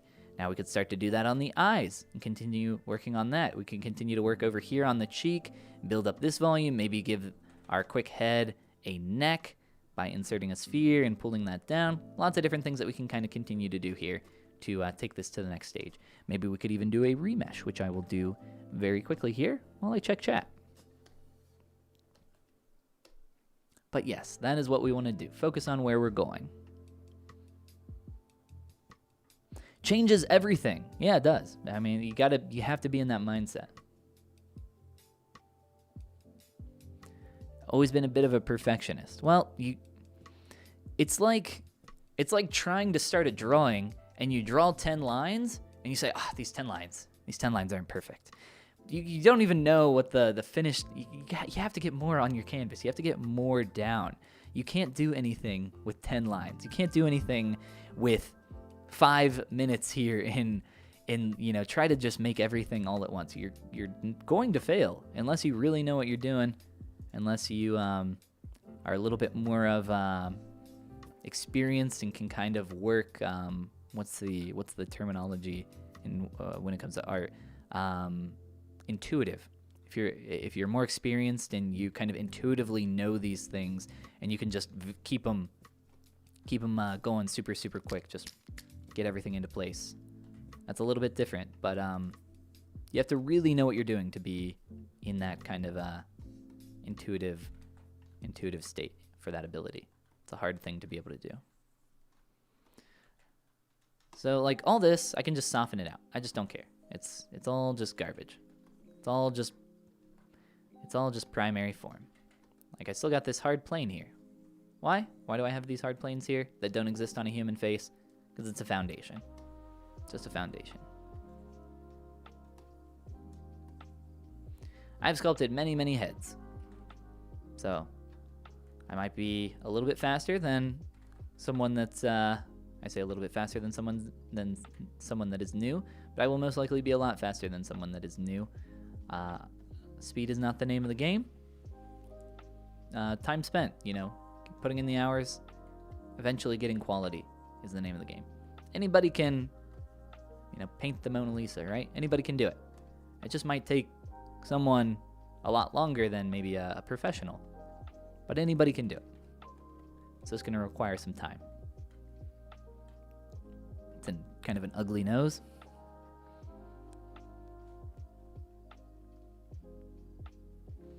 What is my next goal as an artist? That is a fantastic question. I think I want to work on some larger, more meaningful, to myself at least, artwork. But I also have to work and make money for a living. So it's very hard to kind of balance that. It's very hard to, you know, if I was going to do something like that, it's probably not something that I would be making some kind of like, here's a YouTube video about this process for this, because it's something that I would want to spend a long, long time on. I might make like a post-mortem video or something like that, but it's most likely something that I would keep on the burner for a very long time.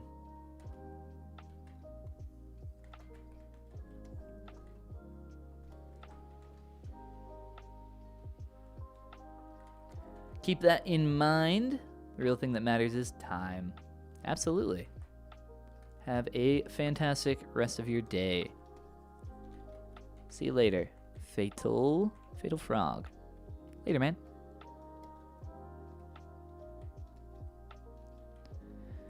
Yeah, like, you know, you can't just try to become a faster artist or, you know, faster sculptor.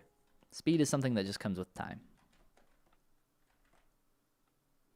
All right, let's throw like a quick neck on here with a little append. Yes, a passion project. That's correct. It's a good way to word it.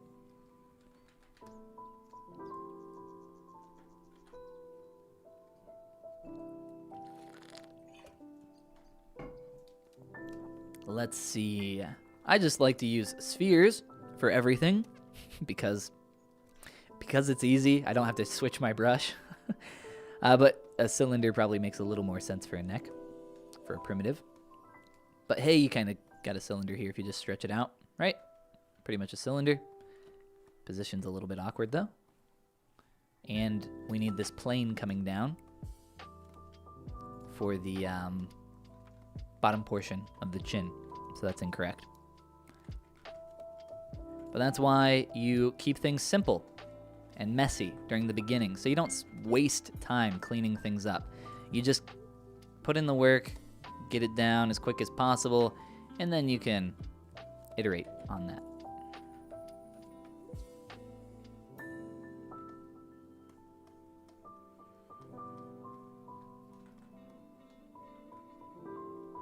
All right, now we're starting to get that plane going in the correct direction, although this is very awkward here. So maybe something a little more like that. Now we could blend that neck into the head and then blend that neck into a body. But that's not super necessary here. Let's check our proportions because I'm seeing some things that I'm not liking. I want to raise up here. I don't really know. I'm not really going for anything specific. I'm not even using any reference, which I don't recommend doing. I highly recommend grab yourself some reference any chance you can. Do as I say, not as I do, right? When in doubt, sphere it out. I like it. I'm going to steal that and start saying that. How do you sculpt inside the mouth? That's a great question. You create what is called a mouth bag. Let's see. I could show off that process here pretty quick, I think. It's a little bit of, you know, there are lots of ways to go about it. I'll show you my preferred method. So there's one method where you could just, let's see here. Carve in, you know, push in really far for your mouth and start then working on your lips. Typically, when I sculpt my mouth, I'll just sculpt it closed at first, like so, like what I've done here. And then what I'll do is, I'll show you really quick here by merging my head and neck. Dynamesh. We'll blend that later. It's fine to keep it messy, like I said. Hey, perspective, right? We want to turn perspective on as well. Check on our proportions. Work on those more. Maybe kind of pull back there. Maybe work on softening out some stuff as well. Things feel a little awkward in some places. So maybe something like that. But now for the mouth. My preferred method is to grab yourself a selection brush of any kind or a mask. I prefer the Select Lasso, and then you just split off your mouth like this. So you have that as two separate pieces, like that. And then you Dynamesh or close holes. And then you just carve in and create what's called a mouth bag.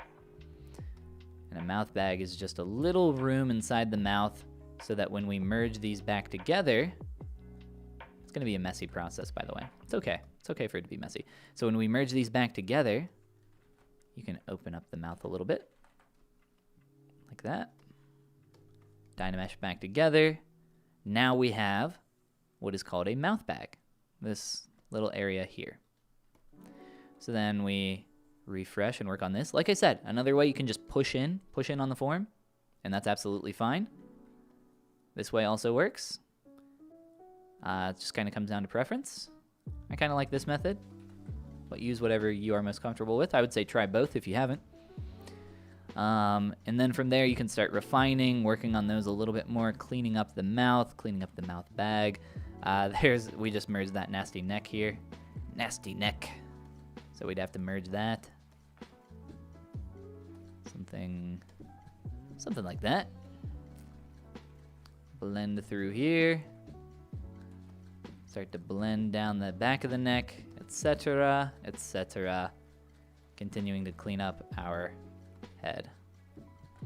Take a mile-wide perspective. Can be very helpful. Just step back, grab yourself a big move brush. Start working on proportions. Head feels a little bit too square. Maybe just rounding that out, making it a little bit more round and wide in the back. Trying not to get too big brain.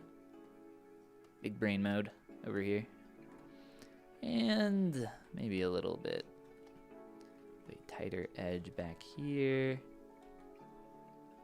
Maybe building that up a little more. Lots of things to play with, for sure. Human faces are fun because there's so much different stuff that you can kind of do there.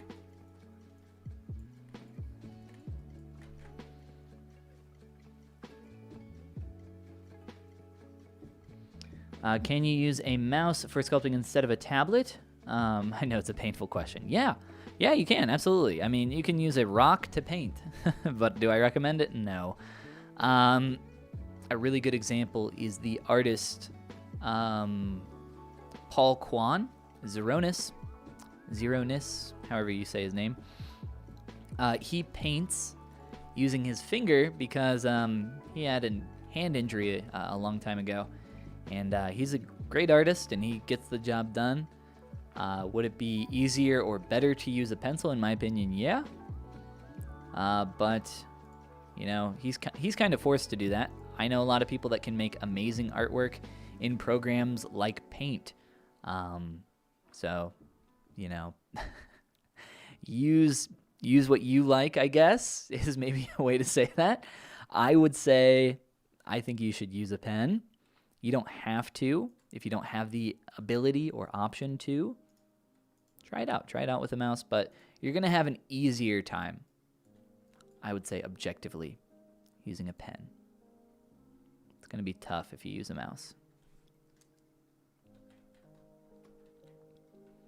All right, we can kind of blend between that jawline and neck a little bit more. Turning on perspective. Just looking at things here. Maybe lowering the eyes. If we're going for something more realistic, we probably want to change our proportions for the eyes. They probably feel quite a bit too large for that area. One thing you can do, a little trick here, just grab yourself like a standard or a pinch brush and just draw a quick line here to kind of represent that bottom lid as if the eyes were closed.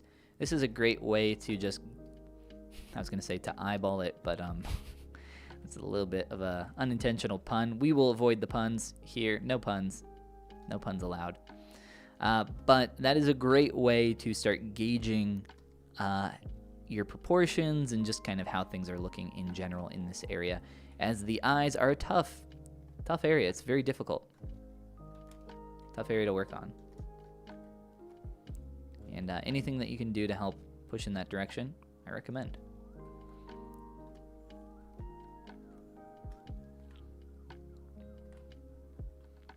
Shirley, what's going on? Welcome back. I do remember you from the last stream. Glad to have you here.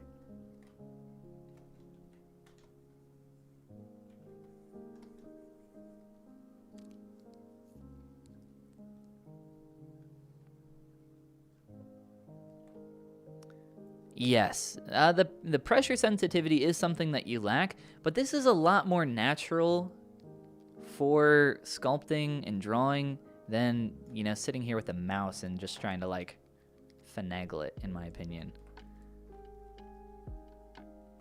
I think you're gonna have a tough time if you do that. The mouth always feels very awkward when it's open like this as well. I do not mind things being awkward when I'm sculpting, as I was talking about before when we were working on the foundation, right, the proportions. I think it's fine. I don't worry about it. Like, be comfortable with the bad, with the awkward. The more you are, the more quickly you can kind of progress here. But if you absolutely have to, you can close up that mouth pretty easily in just a few brush strokes, like what I did there. I was using something called backface masking. You don't have to do that, but so we got some kind of like larger bottom lip, but I feel like the top lip doesn't represent that very well.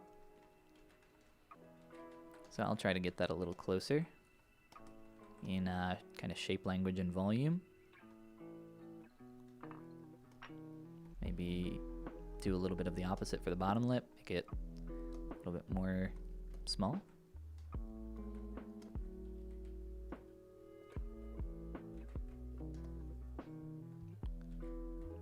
And we could go back to the nose, work on that a little more.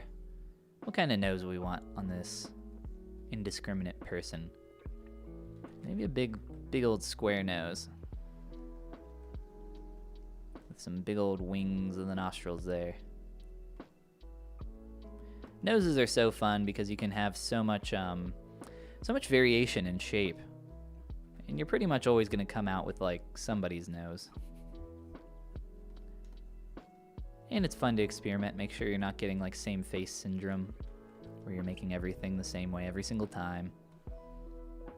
Something that everybody struggles with.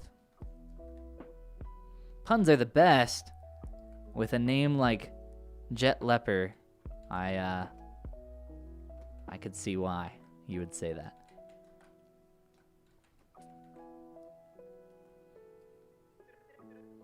Yeah, you just don't have it with the mouse, that's right. You don't have pressure sensitivity at all. You don't have control. But you can, you absolutely can. You can adapt to anything. If we didn't have pressure sensitivity or pens at all, we would have to be using a mouse. Like if that tech didn't exist, we wouldn't know any better. We would just be using mice and we'd be struggling and we would hate everything about what we were doing, but we would get used to it. We would be used to it. You know, we use a pen right now with pressure sensitivity. That's what I use. That's what most professionals use. But pens could be terrible for this. And honestly, it's a little awkward because you're interacting with a 3D medium through a 2D means, like through a screen. What am I doing with my hand? But like with the advent or potential advent of getting things like VR sculpting going a little bit more, that could be way more intuitive and way more natural to actually get in and not necessarily use your hands. Maybe one day, hopefully one day, that'd be awesome. Then we're all the way back. You know, we've reverted back to clay sculpting, but we have the tools of you know, all the benefits of undo, etc., duplication, all that good stuff. So that's the hope.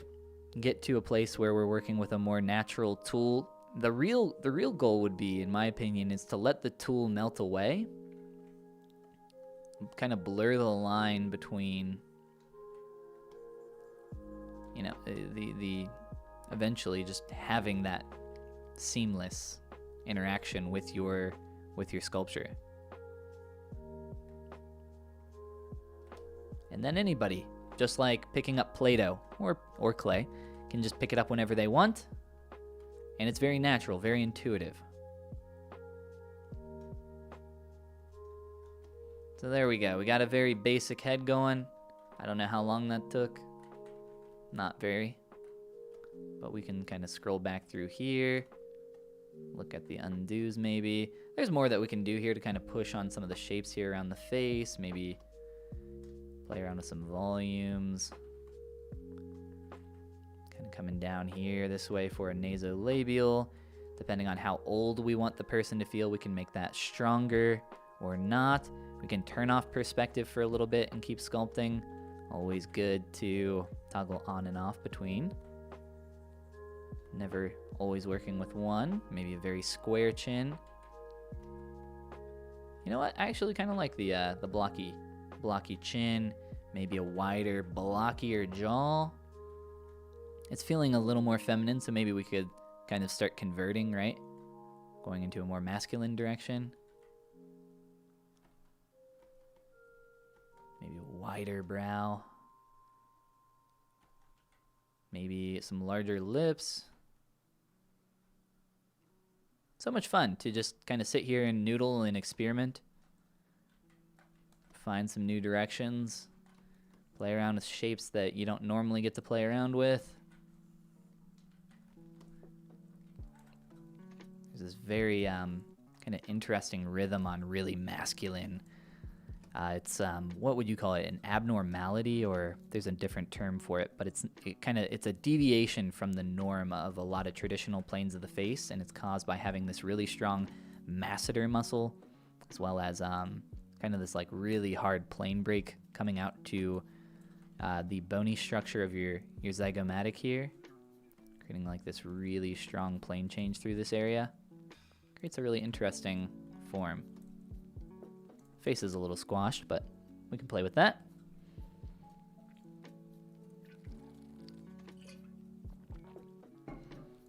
Do you have any brush recommendations? And how long does it take to master anatomy? We just answered both of those questions not too long ago, but here on this stream, in fact.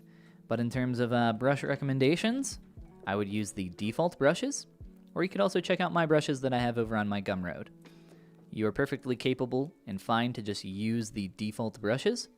You are going to have no problems using those. They will be able to do everything that you need. I really like my custom brushes though. I recommend playing around with the default though to kind of get the hang of things, and then maybe branching out a little bit more if you feel like you're missing something, or you feel like you're unsure of what to be using. But yes, there's a link to my Gumroad in the description where you can find all of those. So look how I can step this down to the lowest subdiv and just focus on planes. Focus on proportions, larger form. So helpful to be able to do this. This is what you need to be doing. And then how long to master anatomy? You need to stop worrying about mastering anatomy. You're never going to, quote, master anatomy. Anatomy is something that you will always be learning and studying during your entire career. Stop worrying about anatomy and start worrying about your ability to see. Sculpt what you see. Learn how to sculpt what you see better. Very difficult thing to be able to do. Mouth is maybe a little too high. But yes, we kind of already touched on that a little bit. You don't need to be able to know what's going on under the surface to sculpt a face, a hand, model a couch, anything else, if you can sculpt what you see. So work on your artistic eye. Maybe grab yourself something. My recommendation is grab yourself even something stylized, which is what we were working on earlier, this little dino head over here. Take that image and try to replicate that to the best of your ability. And then you have an objective truth, right? An objective truth that you can compare against your sculpt, against your artwork. And you can look at it yourself and try to see where your mistakes are. That is going to be the most important part. You can also show it to other people, and they can tell you where you have made mistakes or where things are incorrect. But you need to be able to work on and train your ability to see it yourself. And there are a couple ways that you can do that. Repetition, time, is the most important thing that you can do, otherwise known as practice. It's the unfortunate truth, not the thing that people want to hear, but it is, in fact, what everybody needs. There's no magic pill. It's going to make you lose weight. And there's no magic process that you can do to get better at art other than putting in the time. I'm going to make this nose real blocky. Or more blocky.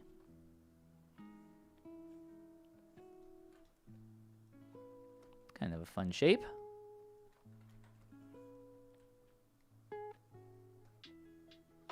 Just kind of experimenting here. Trying to find some fun forms. We'll turn perspective back on. Kind of see what things are looking like. Shaping up.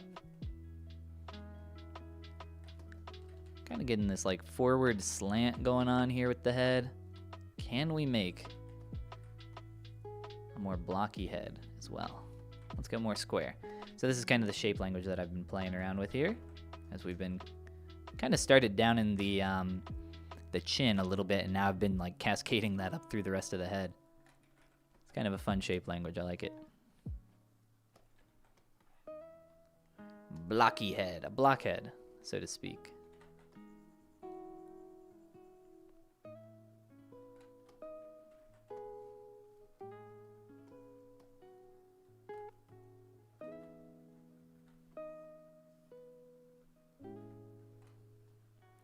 Trying to get like a real strong zygomatic there, really strong cheekbone. Again, highly recommend you to use reference. Feels like the ears grew smaller and smaller over time. Let's check on that. So roughly proportionally in line with the eyes and nose, not off by too much, but enough, I think, that we could make them larger. Just a little pull down there does us good. Maybe a little pull up, or if anything, sliding them down to get them positionally maybe more where we would expect them for a traditional ear. But hey, that is what is fun about this kind of stuff. Experimentation. Give your character, give your person really small ears. Some people got really tiny ears. Not everybody's gonna follow this, we have these rules of thumb, right? This is where the eyes should be. This is where the mouth should be. This is where the nose and ears should be. But that doesn't exist for everybody. Nobody, like I don't have this perfect, I always say everybody has a banana face, meaning that nobody's face is like perfectly symmetrical, or very few people. You always have like a little slight curve to some facial features. And a lot of that is because you use like one side of your face a little bit more, and you get some asymmetry in your muscle definition in your face. And not everything is perfectly symmetrical. So it's fun to like, it's good to know these rules of thumb, right? To understand that they exist, what they are, how you can use them. But also, people don't generally look like that. They don't look perfect. Nobody's going to have these perfect proportions. Or very few people are. And probably most of them that do have had a little bit of work done. Look at that cool blocky nose. I love it. Let's plane out some more stuff there. Find some more cool shapes. I'm just using some pinch brushes to do this right now. But once you are kind of happy with the way things are shaping, you can make it feel more organic by coming back through, softening some of those transitions, working on those areas more. I can show you what that looks like here. Although I'd have to open up the mouth if I want to remesh. Edania Wolfheart, welcome to the stream. How are you doing? Glad to have you. Let's work on this mouth and make it a little bit larger. What time is it, by the way?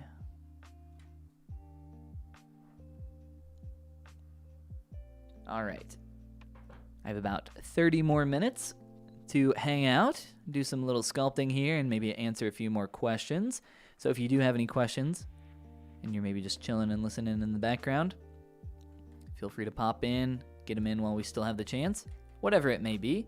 If it's something that you feel might be a little more time consuming, no worries. We can take a little bit of time to look at some specifics here as well.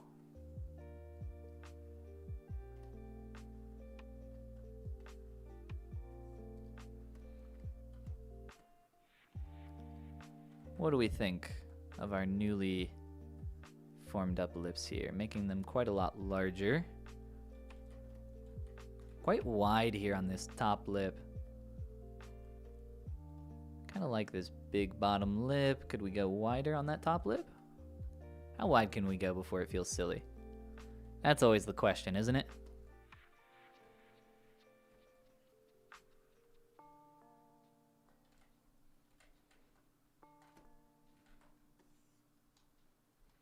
Alright, I will get rid of my mouth bag probably, because I don't feel like keeping it intact. But for those that do want to create a mouth bag and continue, whoa, I almost lost my mouse, continue to use Dynamesh, what you have to do is you have to open up your mouth. So you'd have to do a temporary open mouth, just like this, and then you would Dynamesh and continue to work on that. And you know what? Maybe it's not too hard for us to do here. It can just look a little awkward. Those corners are kind of nasty, aren't they? Here, let's try a Dynamesh at maybe 400. Let's see what that does. So kind of see how that's kind of fusing together there? That is what we're trying to avoid by opening the mouth, so I might need to open it wider. Or another little trick here. Zoom on in here, find where that is fusing together, and just grab it and scooch it back. Give it a scooch. There you go. So that's kind of how you would retain something like that while Dynameshing. It is going to make your mouth feel a little awkward here while you have it open, and you continue sculpting and working on things, but it is a good way to retain your Dynamesh and keep moving in that direction. Also, a little mask, polygroup. We'll give ourselves a mouth bag. Oh, you know what? Here, I'll just do this.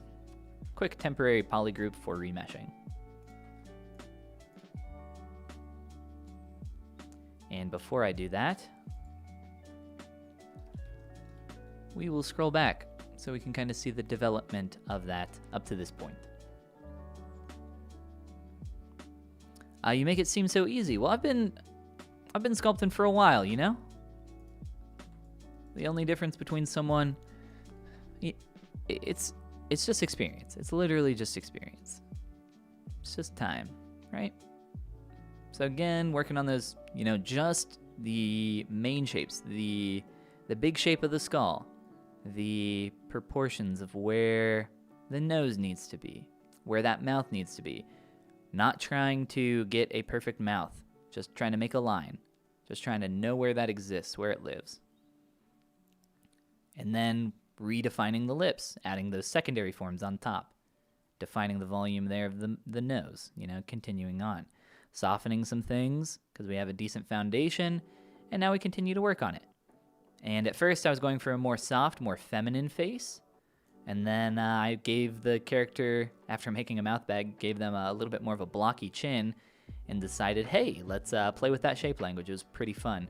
So here we start transitioning right around here from a softer face. I give them a wider nose, a wider brow, or at least I start doing that, and continue to widen and make the face more blocky, more planar, more hard.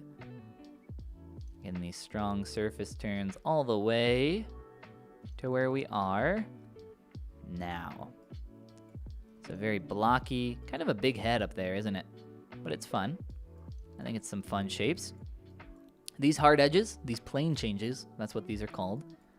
A little bit of a terminology lesson there. Why is my undo all the way over here? This happens sometimes. If you switch, though, it should go back. No, it's not. That's a little weird. Let me Z-remesh that first. So those aren't going to stay there. Those hard lines are not going to stay there. What's going on, Farah? Farah? Bleh.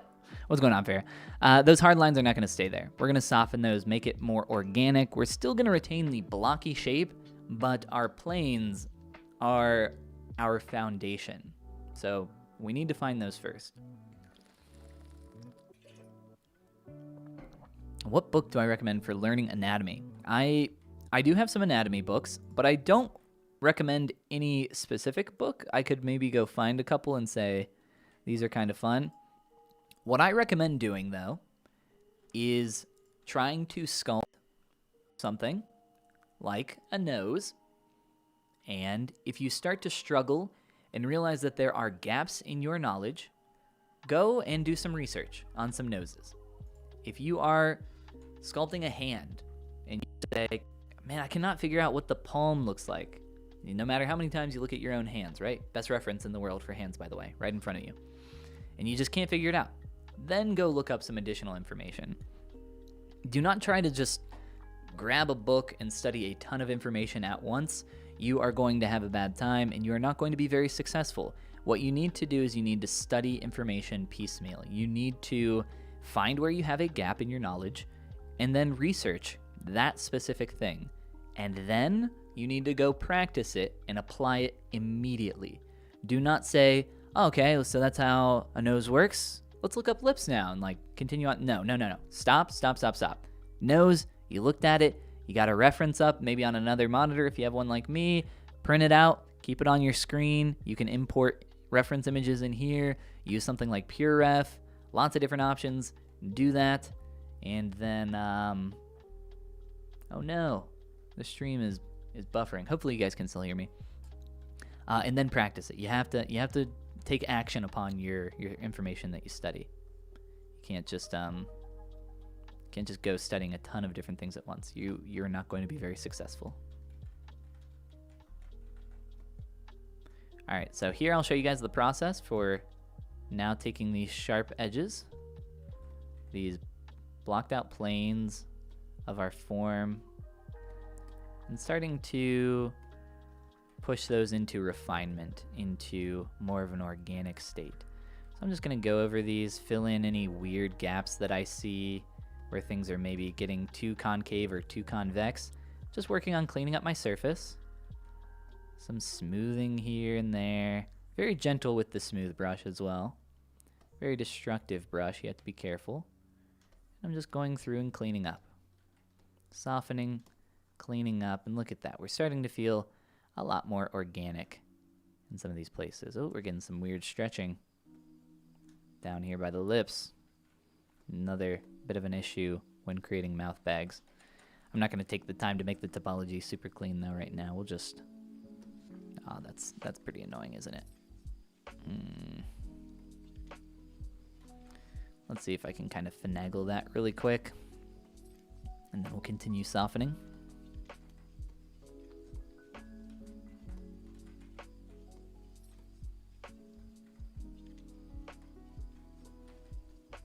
Maybe something like that for now.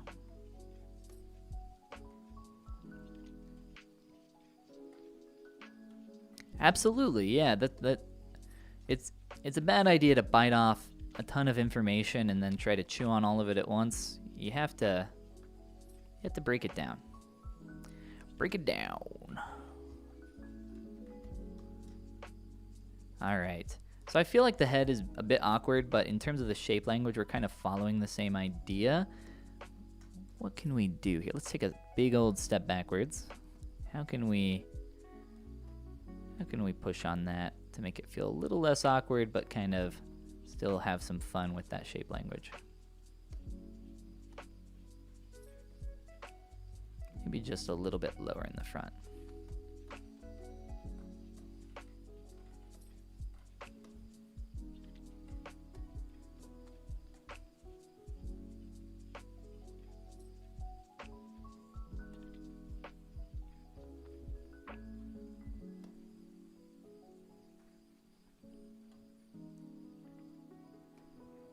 Yeah, got those big old cheeks. Big old hunkin' zygomatics. Get that wide face. Get that wide nose. Could maybe even make that more flat. Blend a little bit through here.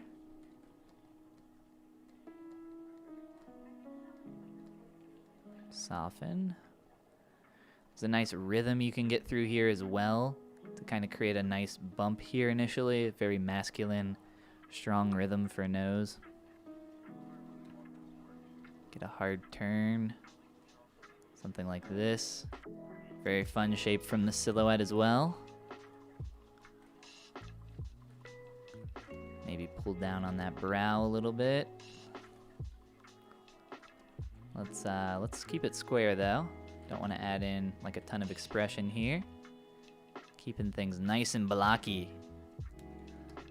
Get that square or kind of cuboid rhythm.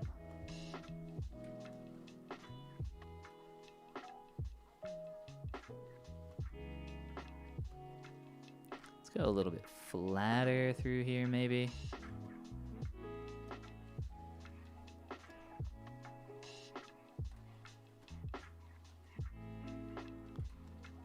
Can get a really strong volume through this area is often fun.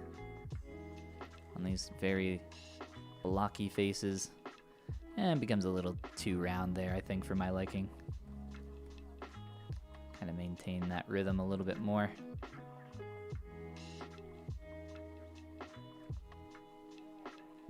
All right. So that's a pretty fun, quick face there that I wasn't really expecting to do during our session today. We were just kind of doing a little bit of extra work on this Dino over here on the side. The Nicola Saviori concept, and then doing some Q&A, asking some questions, and then it just kind of worked out to some noodling here on a face from a sphere. And we'll let that quick save do its thing.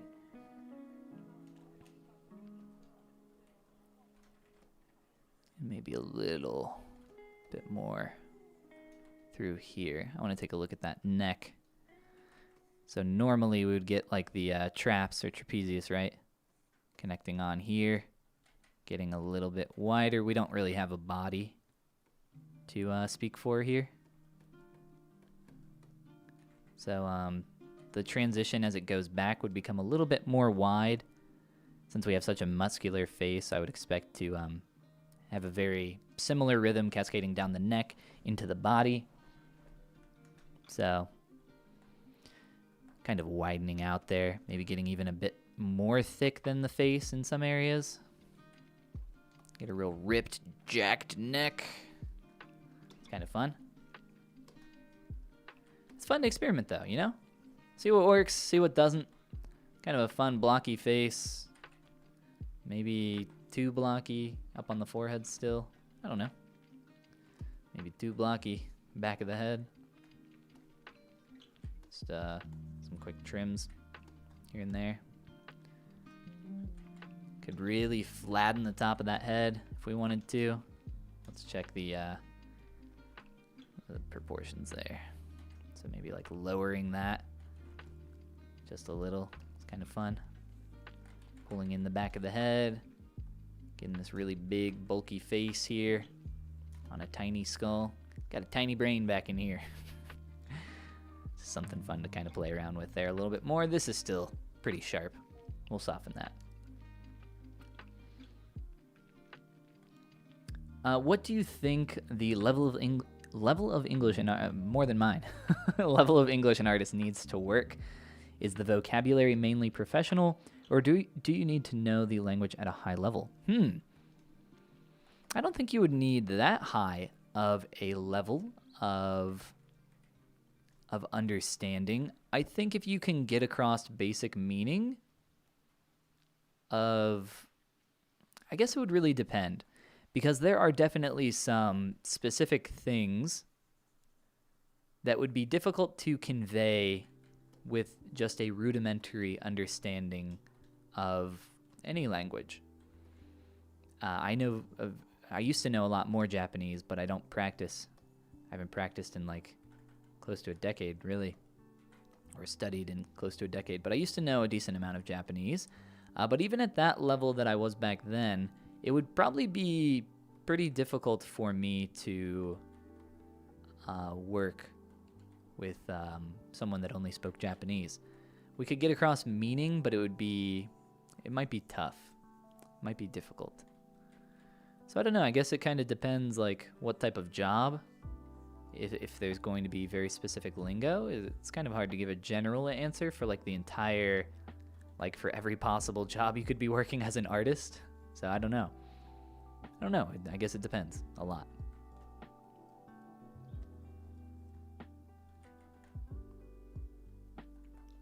Still got that lip corner being really annoying there. Goodbye, mouth bag. I never knew thee. Just fuse that mouth back together, because I don't feel like having to deal with remeshing and working on the topology and making it perfect right now. Just want a nice quick corner for the mouth.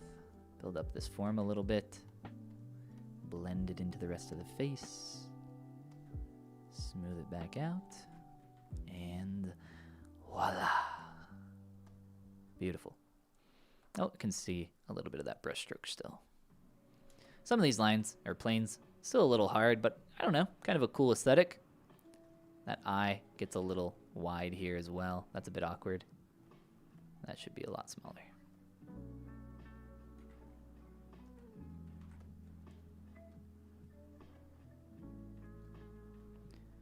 Something a bit more like that. There's a lot of things we could do to this. Although, just a quick head that, like I said, I wasn't really expecting to make during our session. If you're just joining us here, welcome. We spent the beginning of the stream kind of finishing up working on this quick little dino head by Nicola Saviori. Beautiful concept. Artist has a lot of really cool stuff. I believe this is from Crash 4? I think that's the most recent one. About Time or something is what it's called. Very fun concept. Lots of really cool artwork. If you're looking for some cool stuff to work on, Crash 4, or whichever one the newest one is, has a lot of cool stuff there. We talked a little bit about some other stuff with our beautiful best version of Bowser Jr. here in terms of posing. Gotta love this one. And then there at the end, we just did kind of a quick kind of sculpt or sketch here of a head. Nothing too complicated. Just something fun. Kind of playing around with shape language a little bit. But thank you. Thank you, everybody, for coming to join. We'll get in some last-minute questions here if anybody has some before we head out. I worked at a place where a couple of guys barely talked or spoke any English but understood it really well, and they worked there for a really long time. Well, hey, there you go. Always great to catch a live stream. Absolutely. Glad to have you. I've had a lot of people asking about me doing streams in Nomad Sculpt. I just don't know how it would work. I don't really have a very good or kind of clean setup for how I could do that. Somebody said maybe try to use Zoom or something, maybe, but I don't think that you can get like a ton of people in on like a Zoom call with a screen share or Skype or something like that. I don't think you could just go from Zoom to YouTube to output your stream. I don't know. I'll have to either look online, see if anybody out there is doing any streaming with Nomad, point me in their direction, and we can maybe see what they're doing. Favorite concept artists. Some of my favorite artists in general. Go to my art station. Speaking of, here you go. For those that need to know how to spell Nicola Saviori. It's also down in the description thingy down below. Yeah, YouTube. I've used the YouTube before. But yes, go to my art station, just artstation/Follygon, and go to my following list. I have like so many artists that I love and respect on here that you guys should definitely be checking out. Tons of people on here. Incredibly talented place. If you're not on ArtStation, you should be on ArtStation. If you are an artist, it is the professional website that you should be using in terms of sharing your portfolio as well as finding some great artists to follow. there's that Clash of Clans skin or skins that I was talking about. So there's some of the work that I did there. Oh yeah, I forgot about this guy. I also reworked some of this stuff for the Ice Golem character.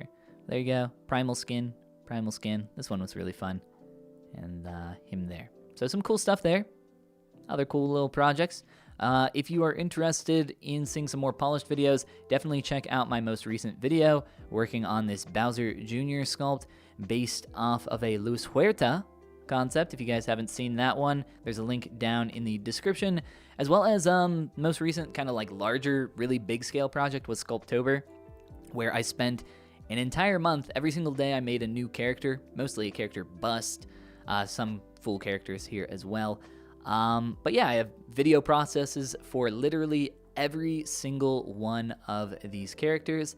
For any character that I have on my ArtStation or Instagram, I typically have a character process uploaded here on YouTube. So a lot of content to go through, digest, and kind of learn from if you are either new to digital sculpting and just kind of getting the hang of it, or even more experienced and looking for some tips and pointers to kind of pick up on. Love this one. This one was a lot of fun. Lots of fun stuff. Somebody pointed out the Magnemite earlier. Also a fun one. All of these were fun. Just fun little daily projects like the Thorn Sword, Little Witch, whatever her name is from Wreck-It Ralph that I can't remember. Penelope, or Vanellope with a V. Vanellope von Schweetz. Yes, that's right. Some Stitch, Bejril, and yeah, Jafar to kind of finish it up. So yeah, you guys can find all those on my channel here. But other than that... Ooh, okay, here, hold on. Hoppin', potentially for streaming with Nomad. Might be a good way to do it. I will check it out. Thank you for the suggestion. That might be a good way to stream here from the iPad for Nomad. All right. With that, again, thank you everybody so much for watching. Have a fantastic rest of your day, and hopefully we can do... Oh no. Well, that was horrible. That was very bad. Well, hopefully we can do another stream here very soon. Hopefully we're not broken on the camera. A little bit of a too far of a nudge, but it looks like it's still working.